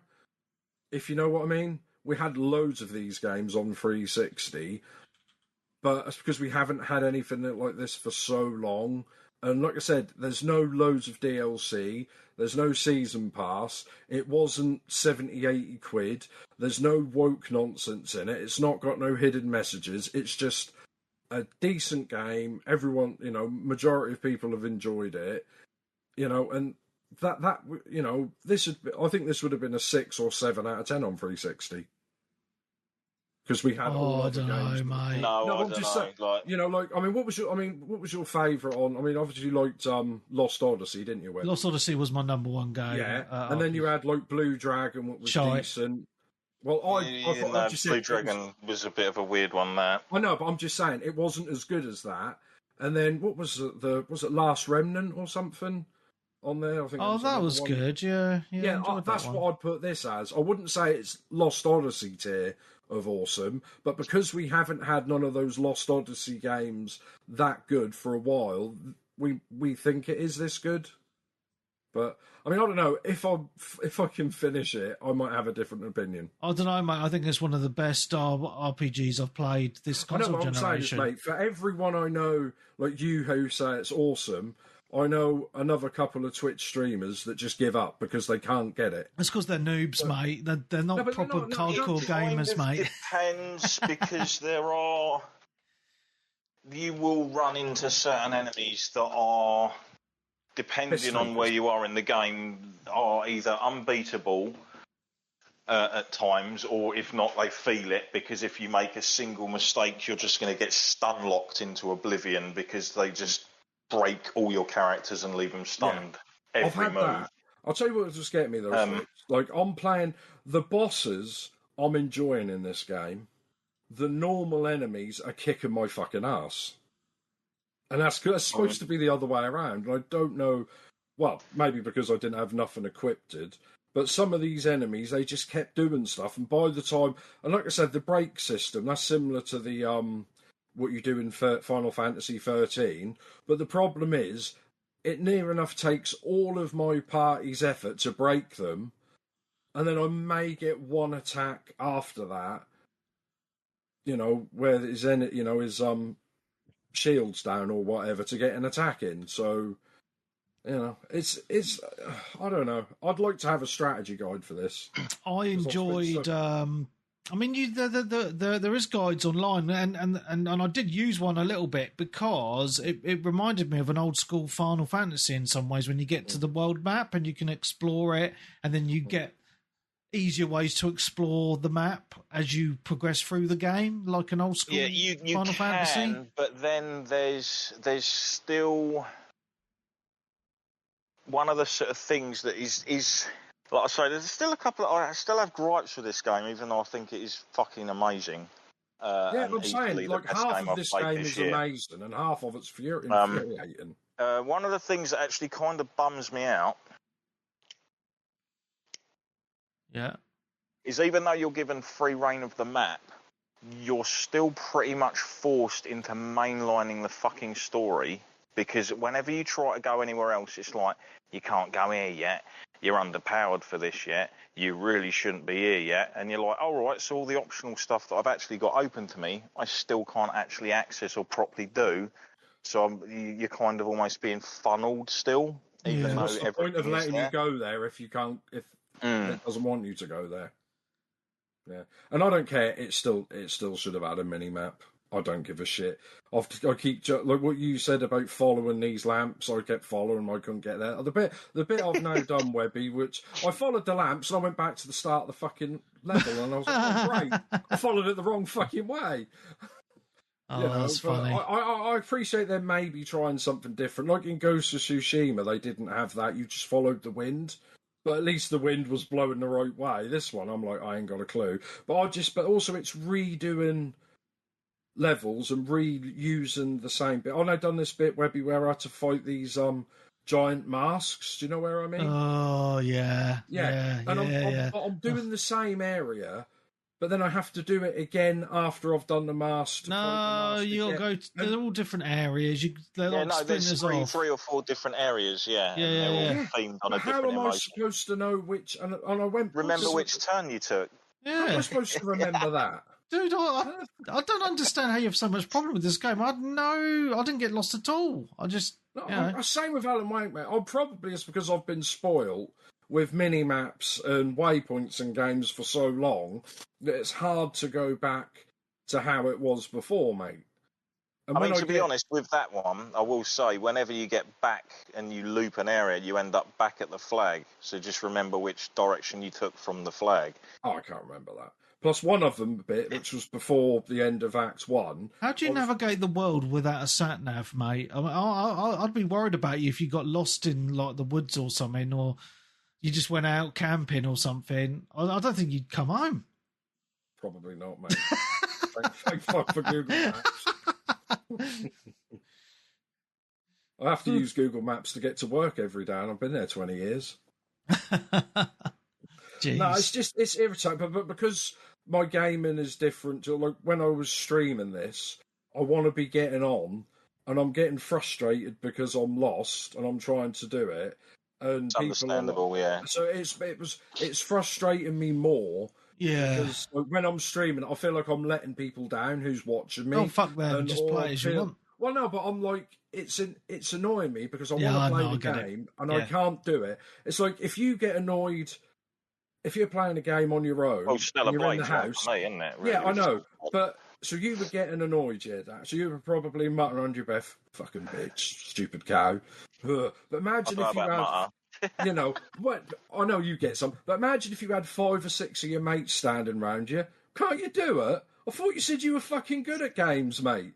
Fucking useless you are. Why don't you put a fucking Fortnite on? That's what you deserve, mate. And you're like, thanks. That's made me even more pissed off. But I don't know. Mate, never mind. Yeah. This could be game of the year for me, or I'll uninstall it for like the 6th time. I mean, I've been playing it a fair bit as well. I'm in Act 3, so Webby sort of knows roughly where I am. I haven't tried going to where I'm supposed to go at the start of Act 3 yet, but I've noticed pretty much all the other areas on the map that are open to me aren't, and it's like I'm almost being forced to him. I'm doing another side quest for one of the relationship quests currently, and we'll see if that ends up in a "you shouldn't really be here yet, mate," either type of a thing. But I'm looking forward to finishing this game because I think this game deserves a spoiler cast.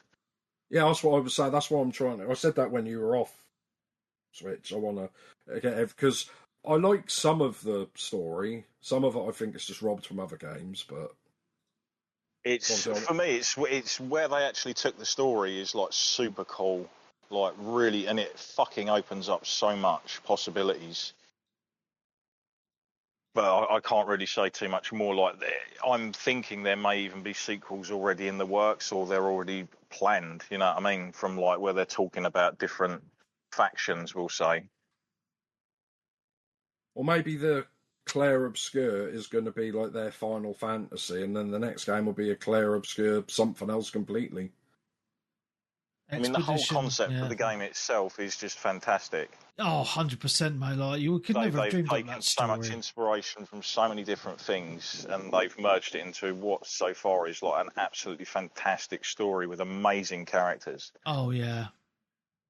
Great voice acting as well. Some famous people in there, I believe. Like I said, the performances and everything like really pull you in, like the sort of cutscenes and things like that. Even like when the characters are fighting, they don't just stand there motionless. Yeah. It's a fantastic game. Cracking their shoulders and other bits and bobs. And I still can't believe it went to Game Pass on day one as well. I feel like I've cheated them out of money because I would have bought that. You know what I mean? It's amazing. I don't know if they're still struggling with the 20 quid on PlayStation, you'd buy it. Or people would buy it. The physicals ran out of copies, didn't they? Oh, did they? Mm. Oh. Well, that's good though, in a way. Already had to do reprints to get it restocked because they ran out of copies. Fantastic. Awesome. Okay, so that's Claire Obscure. Let's move on. Darren, you played anything else?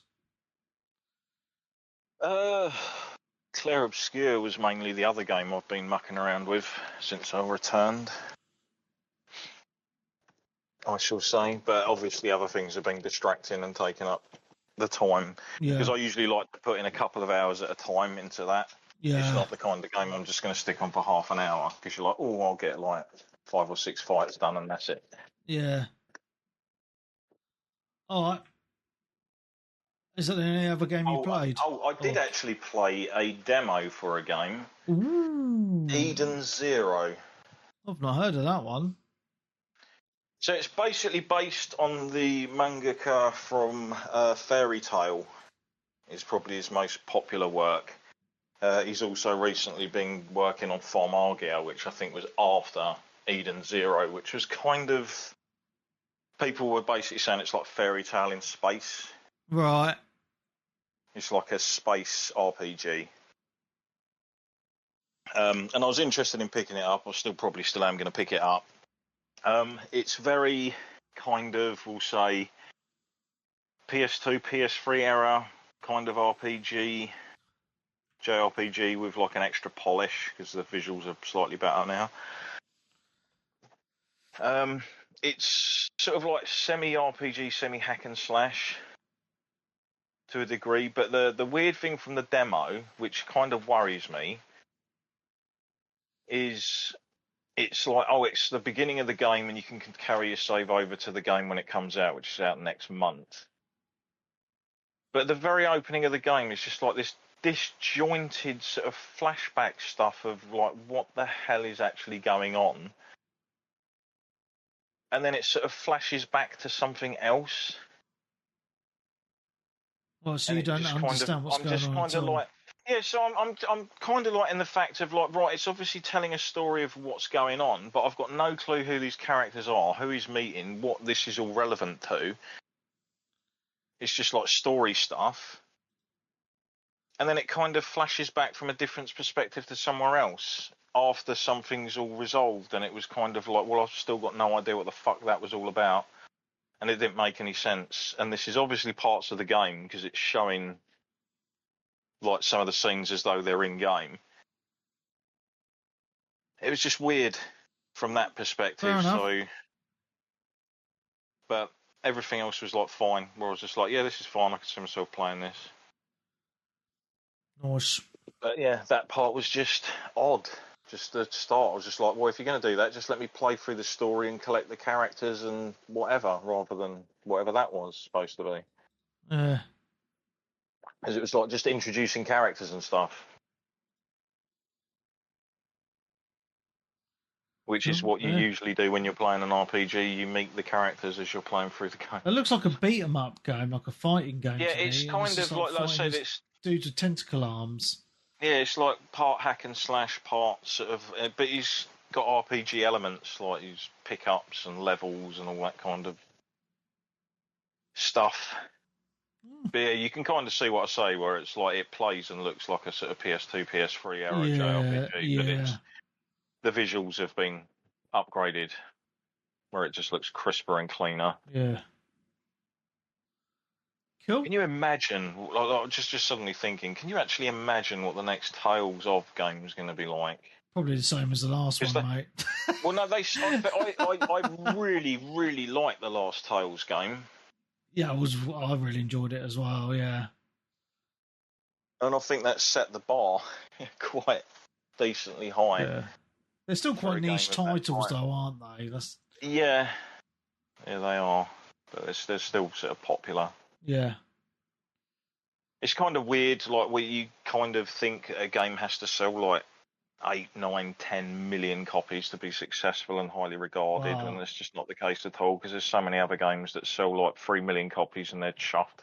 Yeah, well, normally if it's a newbie shite game, it has to sell 8 or 9 million to break even, doesn't it? Because they have so many employees.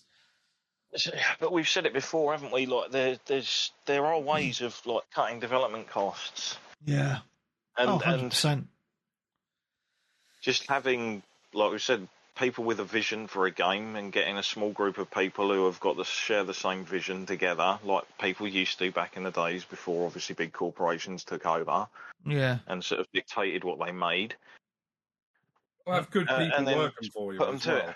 Yeah.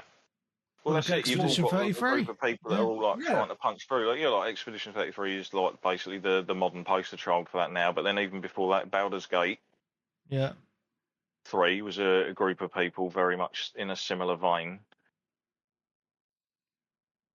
I don't know. You can kind of see where sort of like people are sort of getting sort of bored and bummed out with AAA in a regard. Yeah. There's still plenty of decent games out.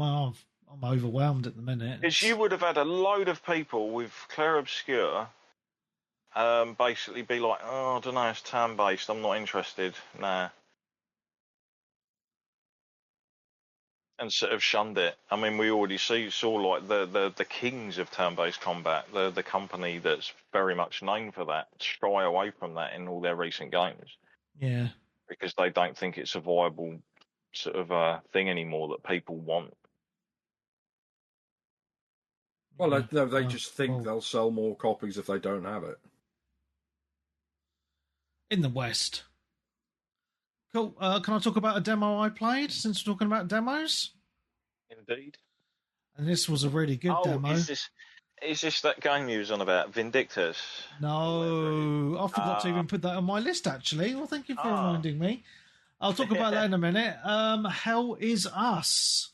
Oh, nice. Yeah, this is a game I've got an eye on.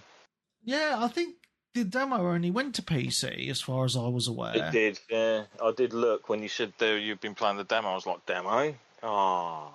Yeah, you get quite a big a chunk as well, to be honest. It took me a good few hours to get through the demo, but I think that's because I spent quite a bit of time exploring as well, because I took some screenshots, actually, Let me just find them.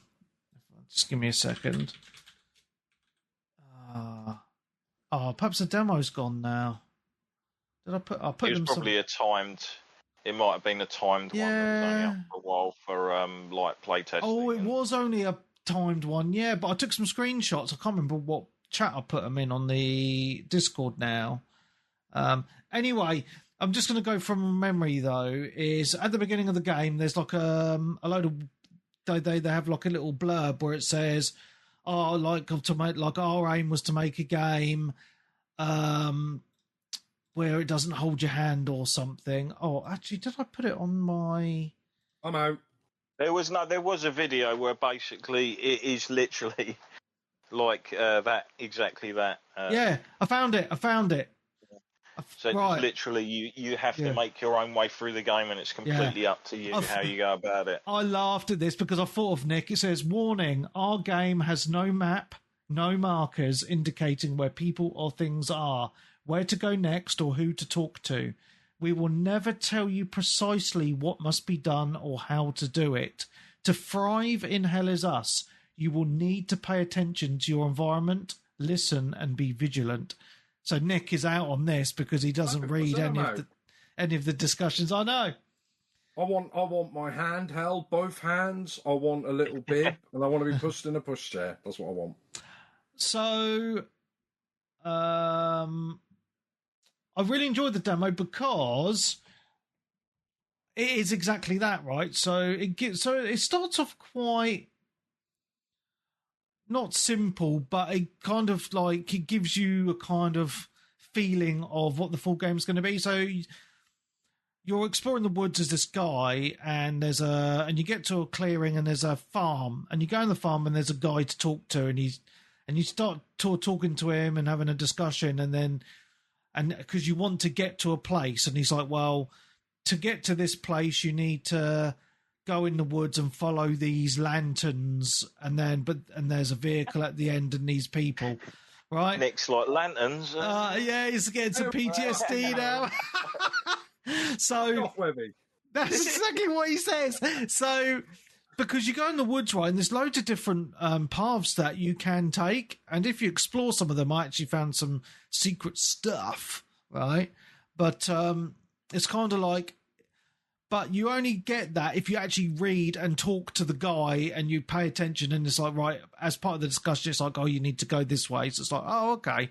So then you go this way and you do, and you follow it, and then it's this, well, I don't want to say this game is really fucking gory. So when you eventually get to the place that you'll need to get to, it's a little bit of a puzzle solving to open this door. You speak to a guy and he's like, oh, they've gone in there, but the door's locked. So you have to figure out how to open the door, which you do.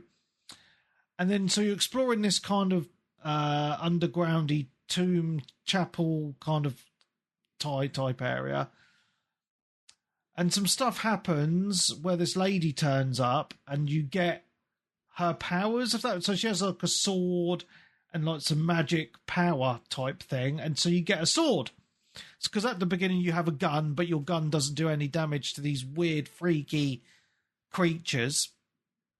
And then you're about to die, and this woman appears with a sword, and she gets killed by one of these creatures. So instinctively, I did laugh at this. Your guy's like, "Oh, just pick that," just picks up the sword and carries on, and then it teaches you the combat of using the sword and how to fight.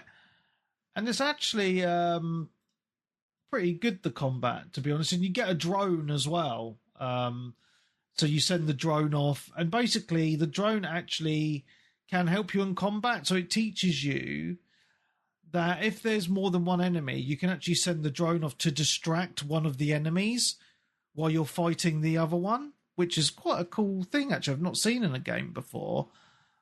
So I thought that was pretty cool little feature. But the drone you can use to like scan the areas and to help you out in that sort of way as well. But it felt kind of like the combat felt a little bit, I hate to use Dark Souls as an example, but you lock on and that kind of movement when you're locked on. It felt kind of Dark Soulsy, which I quite enjoyed. But there was a lot of puzzles in that first in the demo to solve. So if you're watching the stream now, you're seeing the guy running Looks around. like Dark Souls. Yeah, he's running around the different areas, and you're having to read these tablets, and you've got to figure out a puzzle to open a door, and then when you do, you get through to the next area. But I quite like the vibe of this, because it's kind of, it feels like a mixture of new technology, because you've got the drone and a tablet that you can look at to find out, like it. You can read it to tell you about the people you've met and to kind of remind you on what you're going, and what you're wanting to do, if that makes sense. But with the old school of weapons, because you get a sword, but then later on the level you pick up twin axes, so you can chop and change between using the sword or the twin axes for different fighting styles.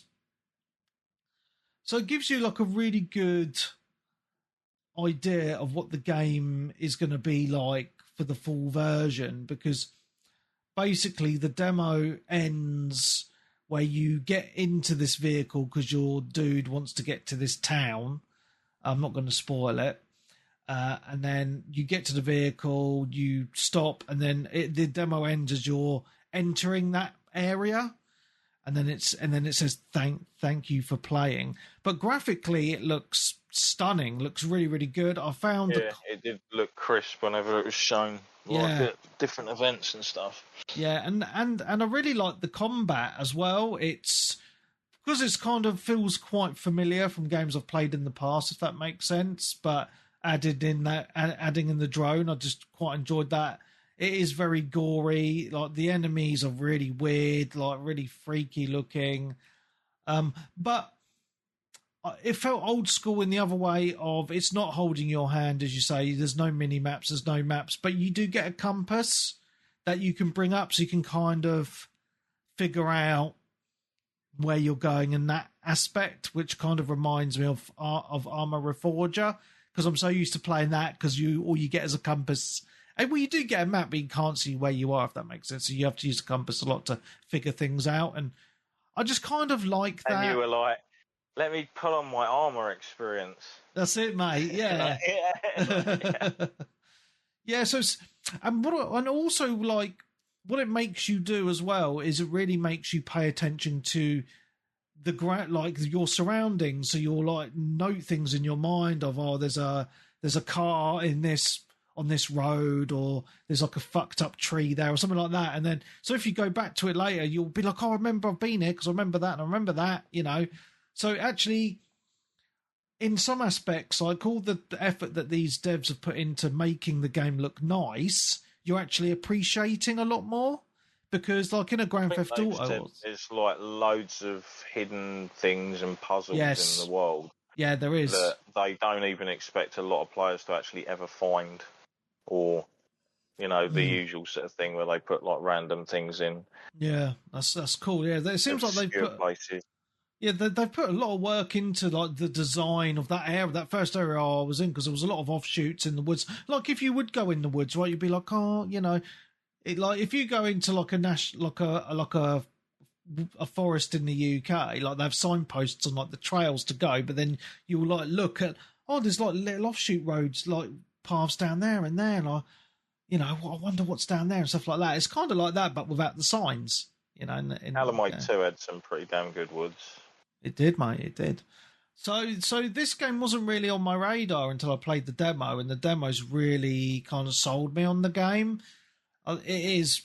I think it's gonna do pretty well because it's September, isn't it? Solid.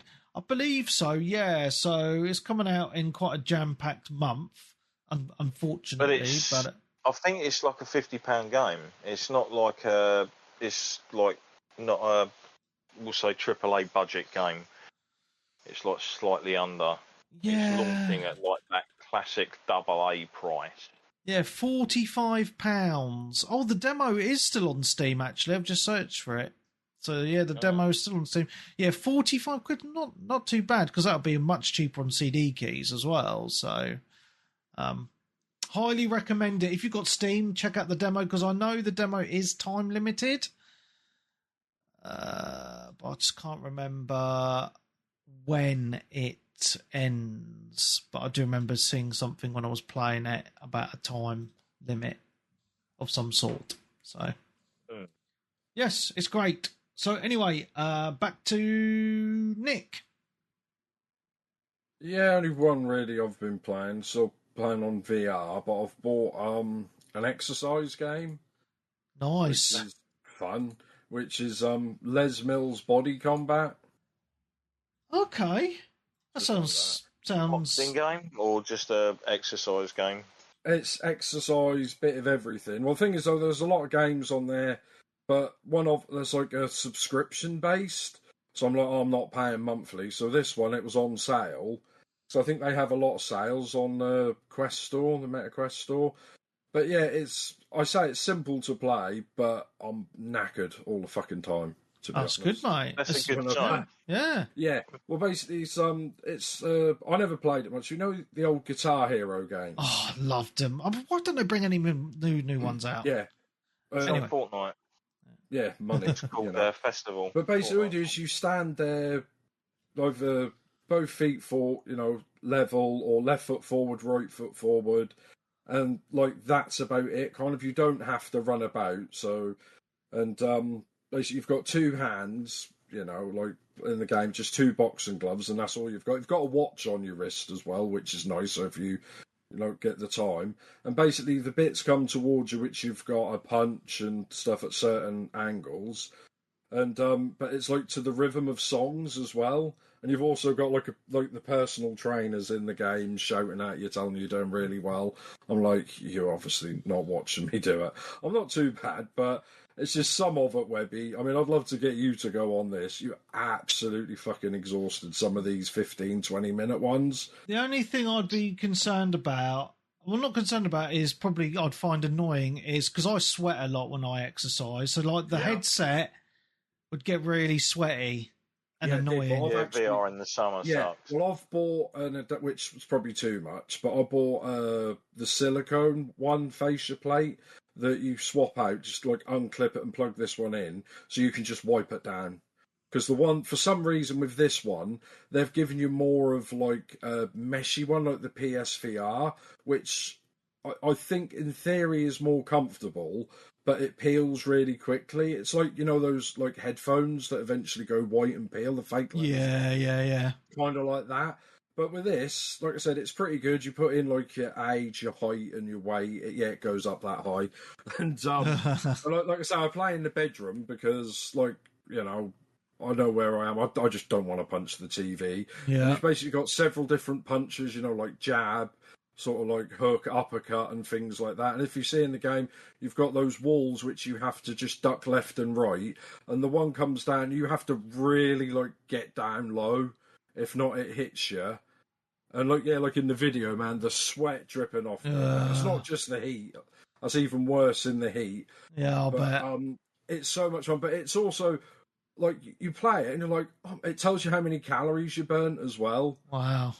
And it's like covered in sweat, which is like kind of awesome. But it's not just, you don't play it like the Wii. It can actually detect, if you look at it, Webby, like the little circle things you actually have to punch. Yeah. The harder you punch them or the faster you punch them, like it can tell. So it gives you more points. So you don't just like tap them slightly. You've really got to go in there. And I thought, like, in my head, I must have looked like a professional boxer playing this. And then I saw a video. I was like, I did not. I looked like a fucking gay idiot trying to have a fight, like flapping my fist. I'm like, damn it, you've ruined it. But just some of the bits. So not only that, there's a few more coming in. Like you actually have to lift up and like grab a kettlebell type thing and pull it down, like lift your knees up and stuff like that. Jesus. Honestly, mate, everything's clicking when I feel knackered just hearing you talk about it. I'm getting exhausted just describing it, mate. But you do that like an hour. I'm trying to do an hour in a day. I'm just absolutely fucking like dripping with sweat afterwards. But It's good. I mean, I'm not sure how much because I think it was like 22 quid, but then it was on offer for like 16. But then it had like stuff with loads of DLC for like 30. So I went with that. But I just didn't want to like the other. There's one which is only in America, which is really popular, like on my Facebook group, but you can't get that here, and that's like subscription based, and I don't want to pay £8 a month. No, that's fair enough, mate. But yeah, that's what I've been doing, like in the bedroom. So anyone looking through the window, they'll think, "What is he doing?" That's all you've been doing in the bedroom, Yeah, boxercise, mate. Yeah, boxers getting nice and sweaty. Brilliant. Anything else from you, Darren? Cheers, Nick. Not really of elongated value, no. Well, I've been playing a game that's been getting slated, and I've put quite a few hours into this, and I'm actually quite enjoying it. I think I'm just a weird guy. You know, like Stunty and Rambo. He has his love for the Rambo games, and they're shite. I think I've got the love for this game, and it's been universally panned. That is Mindseye. Oh, wow, you've actually played it. I've pumped in about 8 hours into this. Wow. Did you pay for it? Of course I did. Of course I did. What'd you take me for, Nick? Come on. You lying bastard. I got it on PC, mate. Exactly. CD keys. A deal. Yeah. Mega cheap. Yeah. It was on a massive sale, mate. Wonderful. Yeah. They've actually been offering PlayStation owners refunds for this game, haven't they? They have indeed. They have indeed. Now, playing this, I personally, well, I've not played it on console, so I'm just going from PC. Not a top-end PC, mind you. Now, these days, a 3080 is kind of, 5-year-old graphics card now. It kind of reminds me of the performance we saw of Cyberpunk when it first released before they patched it. Like, the frame rate is all over the place. Like, it does sit at 60 in, like, enclosed areas, and then you get outside and there's cars driving around, and the frame rate's, like, going down to 30, up to 60, down to 45, up to 60. It just jumps around, and it's really jarring because you notice it. That's the thing, isn't it? Yeah. It's if something hits a consistent frame rate, that's generally fine. Even if it's a 30 and you're playing a game that's capped at 30, as long as it hits that consistent 30, it's fine. Yeah. It's when you get the spikes and the dips when it just sort of judders and stops. It has a lot. Jerk. It has a lot of it, which is the annoying thing. And the thing is, right, it's meant to be kind of an open world. Well, it is an open world game, but you can't steal anyone's cars. You have to use your own cars. You can't just run up to a car and take it like you can in a GTA or something. Weird. You can only drive your car. And what's really weird, as I noticed, I did a few missions where my car is pretty much completely destroyed. It's fucked, still driving. But the weird thing is you walk into the building where you have your missions, and you talk to the mission person, and you come out and there's just another car there in place of your old fucked one. It's like they kind of tried to explain it away very briefly in a snippet, saying, we've got a new car in your space, like on one of the missions, because they do change colour, like, so it's a different car. But I just find it weird, like, when your car's fucked, you can't just get out and take someone else's, because you're meant to be kind of a security person. So you're meant to be kind of a goodie. So I'm guessing that's how they're going to try and explain that away. But it's weird because it's very... It is mission focused. Like, I've not found any side quests at all. It's all just been mission.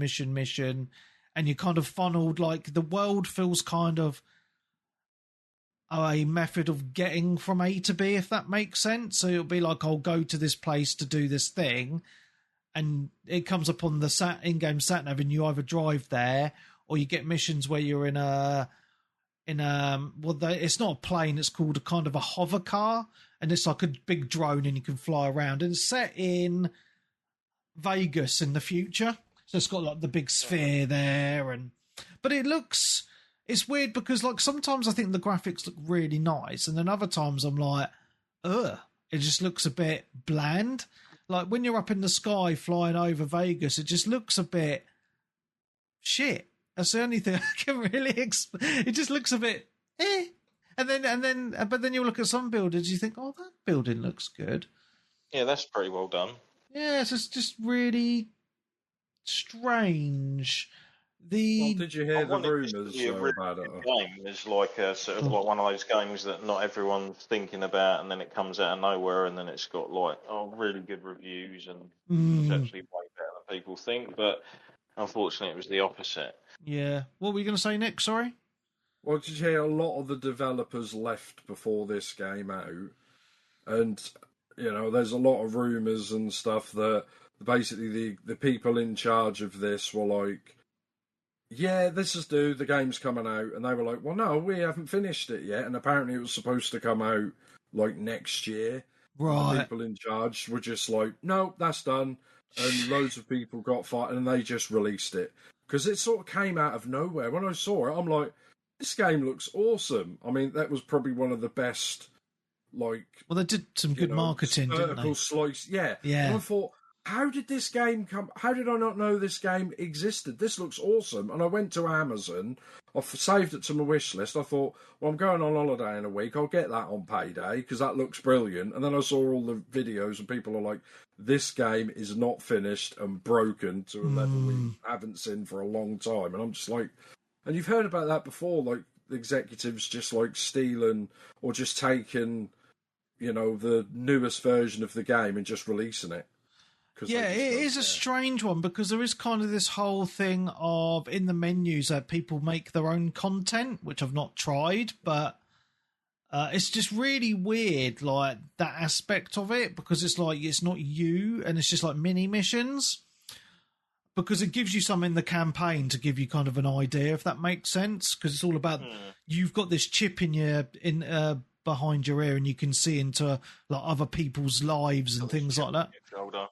Yeah, but it's a weird one because the story, that's what's keeping me playing it, because it's a really interesting story about, the future and the merging of man and machine and drone warfare and stuff like that. So I find that really interesting.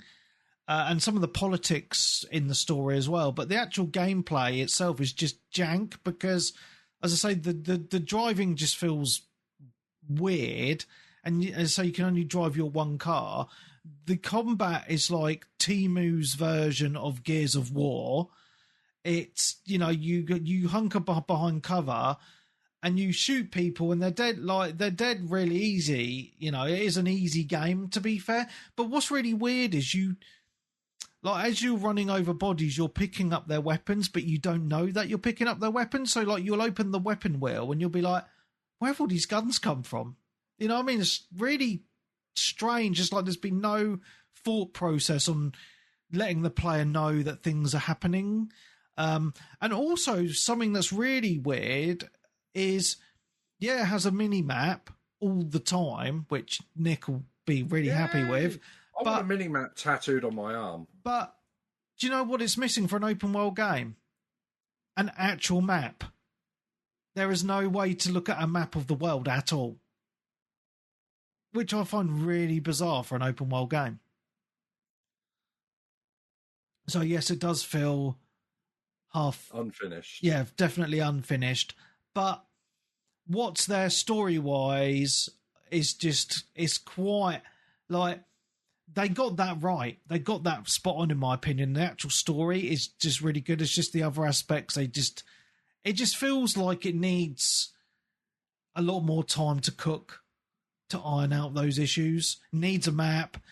They need to sort the jankiness of they need to sort the performance out. They need to sort out the actual gameplay with the shooting mechanics, etc., the cover mechanics, the weapons, the feel of the weapons, etc. Like that just feels that it's not done. And it feels like, because I've done a lot of game testing in my time, it feels like I'm testing an alpha build of a game, that's about 6 to 12 months out from release. So I think you're right in what those rumours have said, Nick, 100%. But, I'm enjoying it for what it is. But would I recommend people go out and spend 50 quid on it or whatever? No. But you did. Of course, nudge, nudge, wink, wink. Yeah, of course. Just for podcast purposes, mate. So, yeah. Imagine, I think this is what GTA 6 would have been like if they'd have released it this year on it. Probably. Like, it just needs more. But you could tell it's got the underpinnings of a good game. It's just not been polished and not finished. Yeah. Yeah. But no, at least I could talk about it on the podcast, so that's all good. Yeah. Have you played anything else, Nick? No, mate. And you haven't either, Darren, have you? No. Okay, let me just talk about a couple of other things just very briefly. You may have heard me mention, I did subscribe to Ubisoft Plus. That does run out, I think, very soon. So I tried to play Avatar, the new Avatar game, on my PC. And this is Ubisoft for you. The Ubisoft launcher is still fucked, and I can't launch the game on my PC. I've tried many times uninstalling it, reinstalling it, going through all the things that all the fixes that have been online, and apparently it's just a known issue that they've never fixed. And I think the game's been out for over a year. It's just a known issue that this error comes up and you can't rectify it, so you can't actually play the game you've either purchased or played on the subscription service. Sorry, mate. I just guess that don't work. So Yeah. We'll look into that. Sorry, mate. Yeah, cheers. So I did download it on my Xbox and I played it for about an hour. And it looks nice. It But- looked visually reasonable. Yeah, but I just played about an hour, and then I was like, yeah, I've had enough of this, and I've not played it anymore, and I've deleted it because my Ubisoft Plus is running out in about a week, and I know I'm not going to renew it. So I'm actually kind of a bit surprised at the fact that they've made a game, like obviously in the Avatar world, where you play as like someone who's an avatar, yeah, and it's in first person. yeah, because graphically it's Most of their games are like third person Yeah. adventure games in an open world, which this is, but it's first person. And It's like, stunning, hold on a mate. minute, you're letting me play like an 8-foot blue alien person. Mm. Can I at least see my character? But yeah, the graphics are stunning, mate. It is really, really beautiful. It's the Division devs, isn't it, that did this? Yeah, Or some of the Division team. Yeah, they did a really good job on that. And I was speaking to Turner in the Discord because he completed this, and he said it's like Far Cry, but with Yeah, I imagine this but would be Avatar. downfall. Yeah, so that sounded to me like I love the Far Cry games. That it sounded right up my street, but sadly, because I know I won't finish it before the subscription runs out, I'm just not going to pump any more time into it. But briefly, felt all right actually, but yeah. That's about it. That's all I can say, really. Graphically good, very smooth gameplay on the Xbox, but not going to finish it, sadly. Yeah. Well, you won't have enough time. Oh, was it a trial or just the actual game? No, it's a full game because on the Ubisoft Plus, you get every game. You get everything. It's like Game Pass, but for Ubisoft. But it's 15 quid a month, you see, mate. So I didn't want to do it for more than a month. I only really got it to play the Division DLC on both my PC and Xbox and the Crew DLC, which I've really been enjoying as well, which I've completed now as well. Completed the Division DLC. Been playing lots of the Division 2 on PC and Xbox. Not this week, but the week before. I've completed the DLC on both systems. So was that just another new area of New York, was it? Or was it... Yeah, it's Brooklyn. Like the one that you previously went to? Brooklyn, yeah, it was from the Division 1, yeah. Yeah, but it looks lovely, and I really enjoyed it. I've had a lot of fun. I played a lot of it with Pudster, which was really fun, so nice to jump on with him again and do some gaming. I'd love to see him redo the first one, to be honest, in a sense. Like I'd just, like I say, as much as I like the Division 2, I still way prefer the setting and the feel of the original game, the first one. Yeah. Just the fact that it was kind of snowy and sort of dark, and that sort of time of year, it kind of added to the isolation and the quietness of it all. But also, I just feel like the way it's designed, I don't mind replaying missions multiple times with different people because it's just fun, you know? Yeah. As long as the gameplay's fun and you're enjoying yourself, redoing stuff, it's not too bad. You just have to make sure that redoing it is also enjoyable and it doesn't become monotonous. Yeah, that's right. So, all good. And I think, let's double check my notes. That's everything. That was a lot of games. That's 2 weeks worth of gaming. There was one that you missed, but... Oh, Vindictus. I didn't really play much of it, mate. Is this the one where you fight sort of like feral wolf people or something? Or because there was a game that was very similar that came out on PC a while back. So another one of these sort of like online-y sort of MMO typey sort of games, but you were basically just beating up like beast people all the time. Yeah, so obviously I just wanted to check it out mainly for the character creator, just to see what everyone was going on about. And yes, I can confirm it's pretty awesome. But I think that's kind of what the selling point of the game is. It's kind of like character creator, make big tits and stuff like that, try out different outfits. The actual game itself, I was just a bit like, I've done this. I've played this type of game multiple times. It just graphically looks stunning. It really does. But you're just kind of running around with a big sword, picking up quests, and you're just fighting ogres and enemies and things. And the combat is okay, but not groundbreaking or anything. It's, left mouse click does one move, right mouse click does another move, hold it down, blah, blah, blah. And I was just like, meh. You know what I mean? I was just in that... There's been games with good character creators before. I think one of the ones was it Bless Online that I tried. I thought the character creator in that was pretty decent, and you could make a pretty cool looking characters and stuff. And then it was just like when it come to the combat, I was like, oh no. This is kind of similar in that I was just like, it's just very simple combat, if that makes sense, So they're really trying to... But this is still just an early showing, isn't it? It's not the actual game. I think the same with the one I was thinking it possibly was, but isn't. But I was laughing when I was playing it because the jiggle physics are really over-exaggerated. You usually find there's an option to tone that down. I was just laughing. Because there are points, like, you do get certain games where you're like, what the fuck? And it's like, knock that shit down. Like, at least make it realistic if you're going for that. Yeah. So because it's just silly. Yeah, it is very silly, but you can spend a lot of money buying different outfits as well. So, well, that's where they obviously make the money. Yeah, so it's good. I want it. I'm not sure how long the demo, the alpha is on for either. I didn't actually look because I've not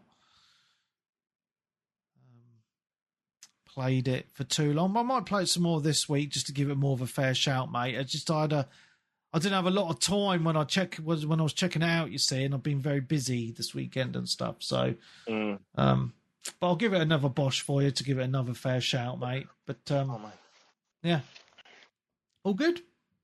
What's it called? Vindictus Defying Fate. It's only on Steam at the minute.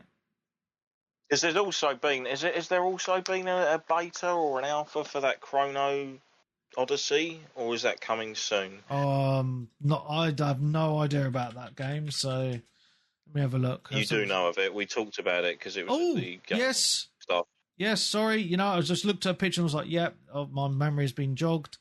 There is a play test. I've requested access apparently, and I've not got it yet. Nice. So obviously I do know this game. So yes, I'll let you know because I'll get an email if I get an invite to that. Nice. It's not enough hours in the day, mate. Indeed. Okay, let's talk about, because I know we've been going on, just about the Konami show. Oh, right, yeah, I was going to say, are we going to mention that? So I had to watch, I didn't watch it live because I was busy, but I did watch a replay of it. And I was so my notes, just to refresh my brain, is they showed Metal Gear, But Yeah, that was the first thing. I got annoyed, mate. I got annoyed at this because they've got different content for on different consoles, which really annoyed me, mate, to be honest. Because on the PlayStation, no, was it on the PlayStation and PC, it's Ape Ape Escape, yeah, and on Xbox it's Bomberman stuff, which all looks cool. It all looks cool, but I can understand why Ape Escape stuff's not on Xbox because it's Sony property, but it's still a bit annoying, mate.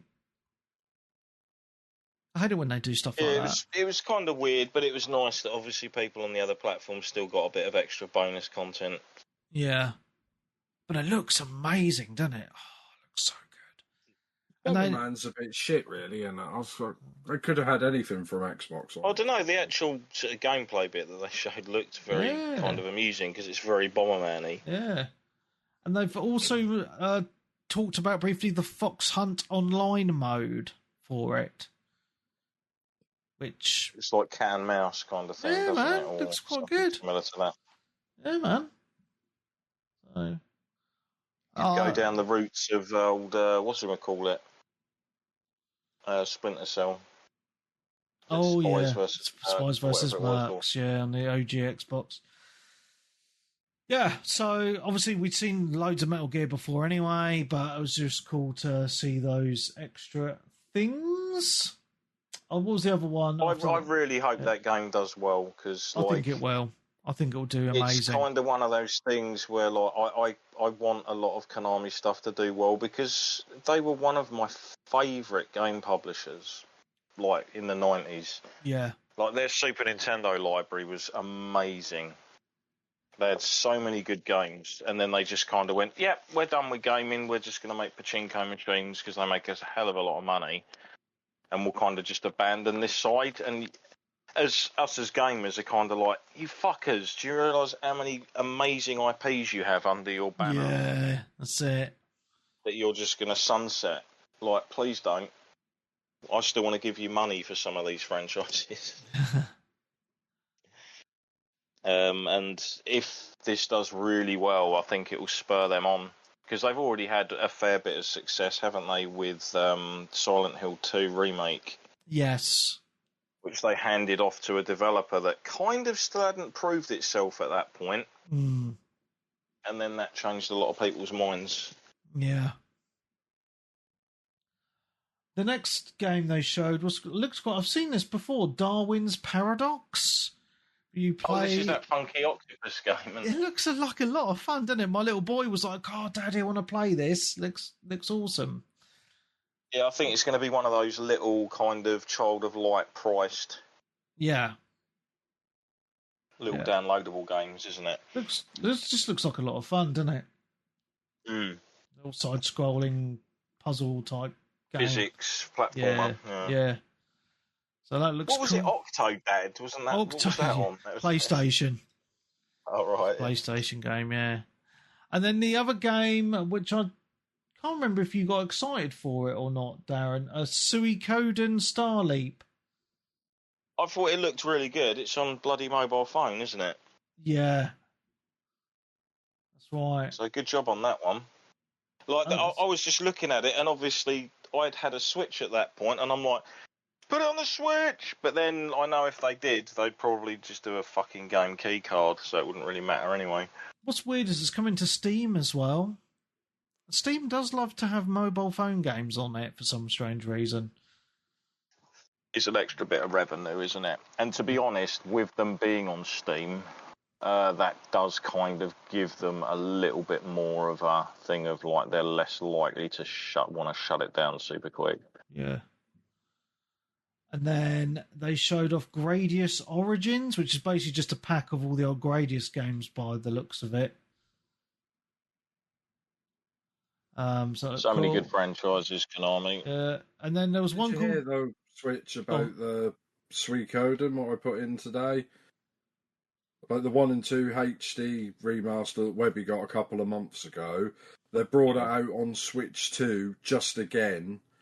Like digital only over here. I think there's game key cards in Japan, but they're just not giving you the free upgrade for Switch 2. They just want you to buy the whole thing again. That's like bullshit. That is bollocks. And people, like, if you look on their Twitter page, the official page and stuff like that, they're just ignoring people. They're not even acknowledging it. I'm just like less than 2 months, and they want you to just spend the whole £45 again. And the only thing different is it's like 4K docked, and I think it's 60 frames per second. It's basically the PS5 Series X and Steam version for Switch 2. I'm like, well, why didn't they just wait 2 months and just release it on the Switch and have it?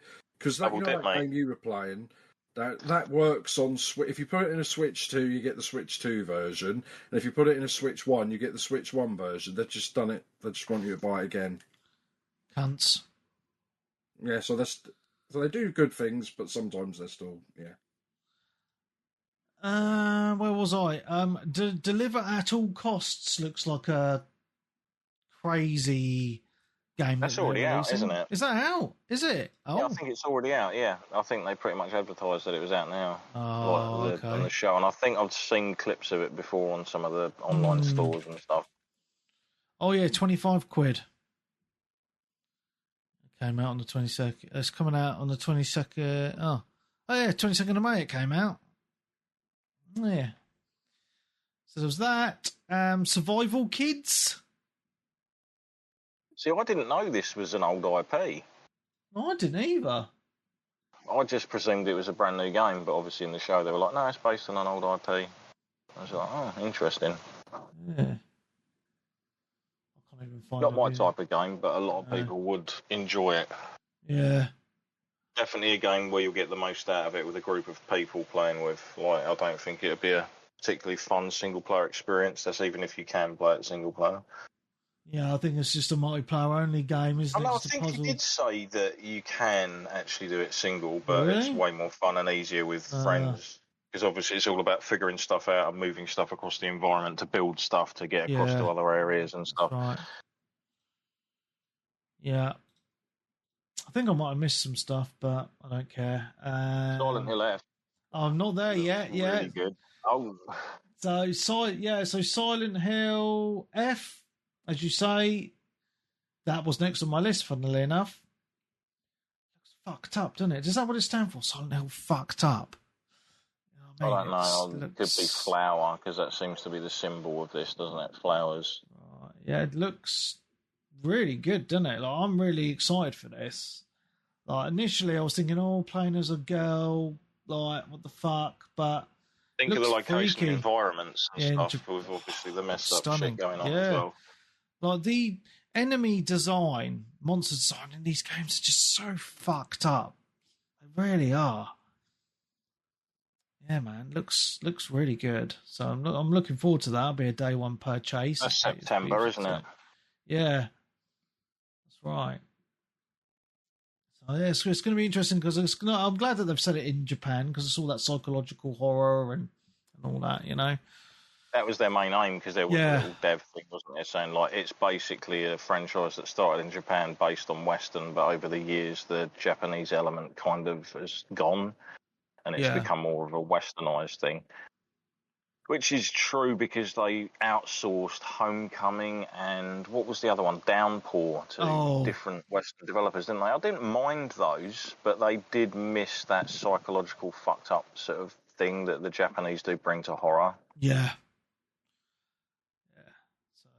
So I enjoyed that. And then the final announcement was just a little nugget, is that Bloober Team are remaking the original Silent Hill.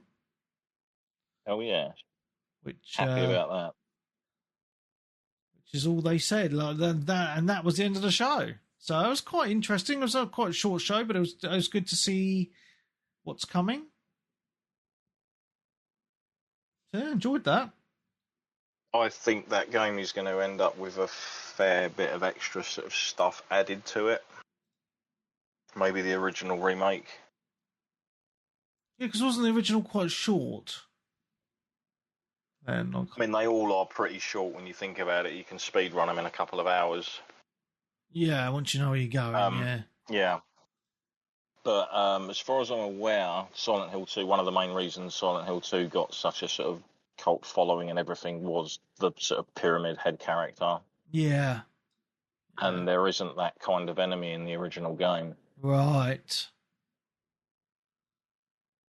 I don't believe there is a entity that's constantly chasing you kind of thing outside of obviously the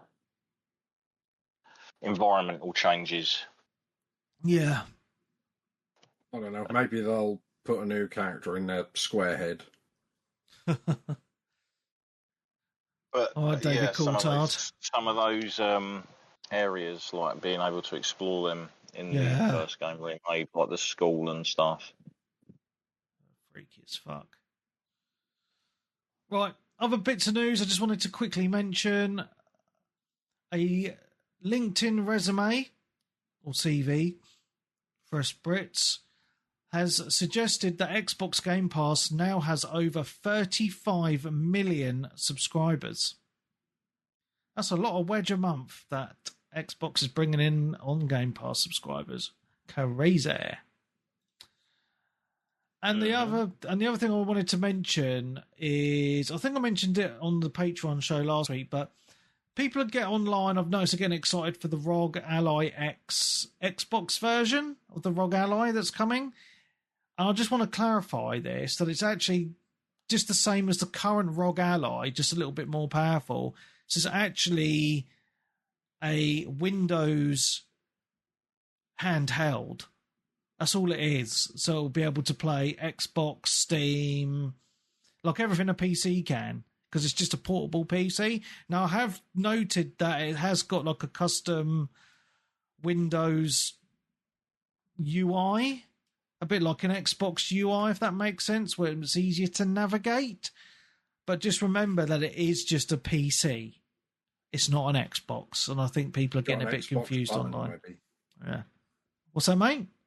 It's got an Xbox button. I know. Ooh. It's about $1,000, isn't it, as well? 800 quid for the super duper version, but there is like a lower powered version, which is around 450, I think. There's two versions, as is the current ROG Ally as well. So I just wanted to clarify for that for people that might not know. And that is literally all my discussion points for this week. Anything else from you guys? Yeah, I just want to let, like, if anyone wants to know, which I did say, I don't know if you looked, Webby, the Gears of War Reloaded that comes out in August.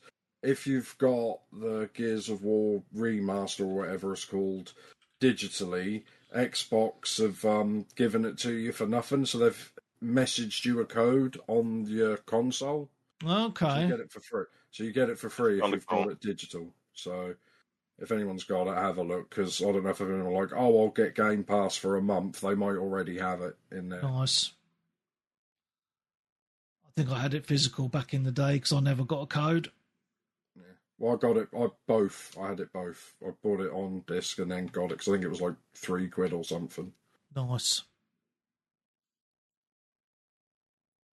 Cool. I think that's it, guys, right? Yeah, sounds good. It's been almost 3 hours. Jesus, that's been a long one. All right, guys. Well, it's been awesome. Thank you very much. It's been a really good week. Really interesting discussion topic. So thank you very much. So from all of us here, it's been awesome. We will see you next week. Goodbye.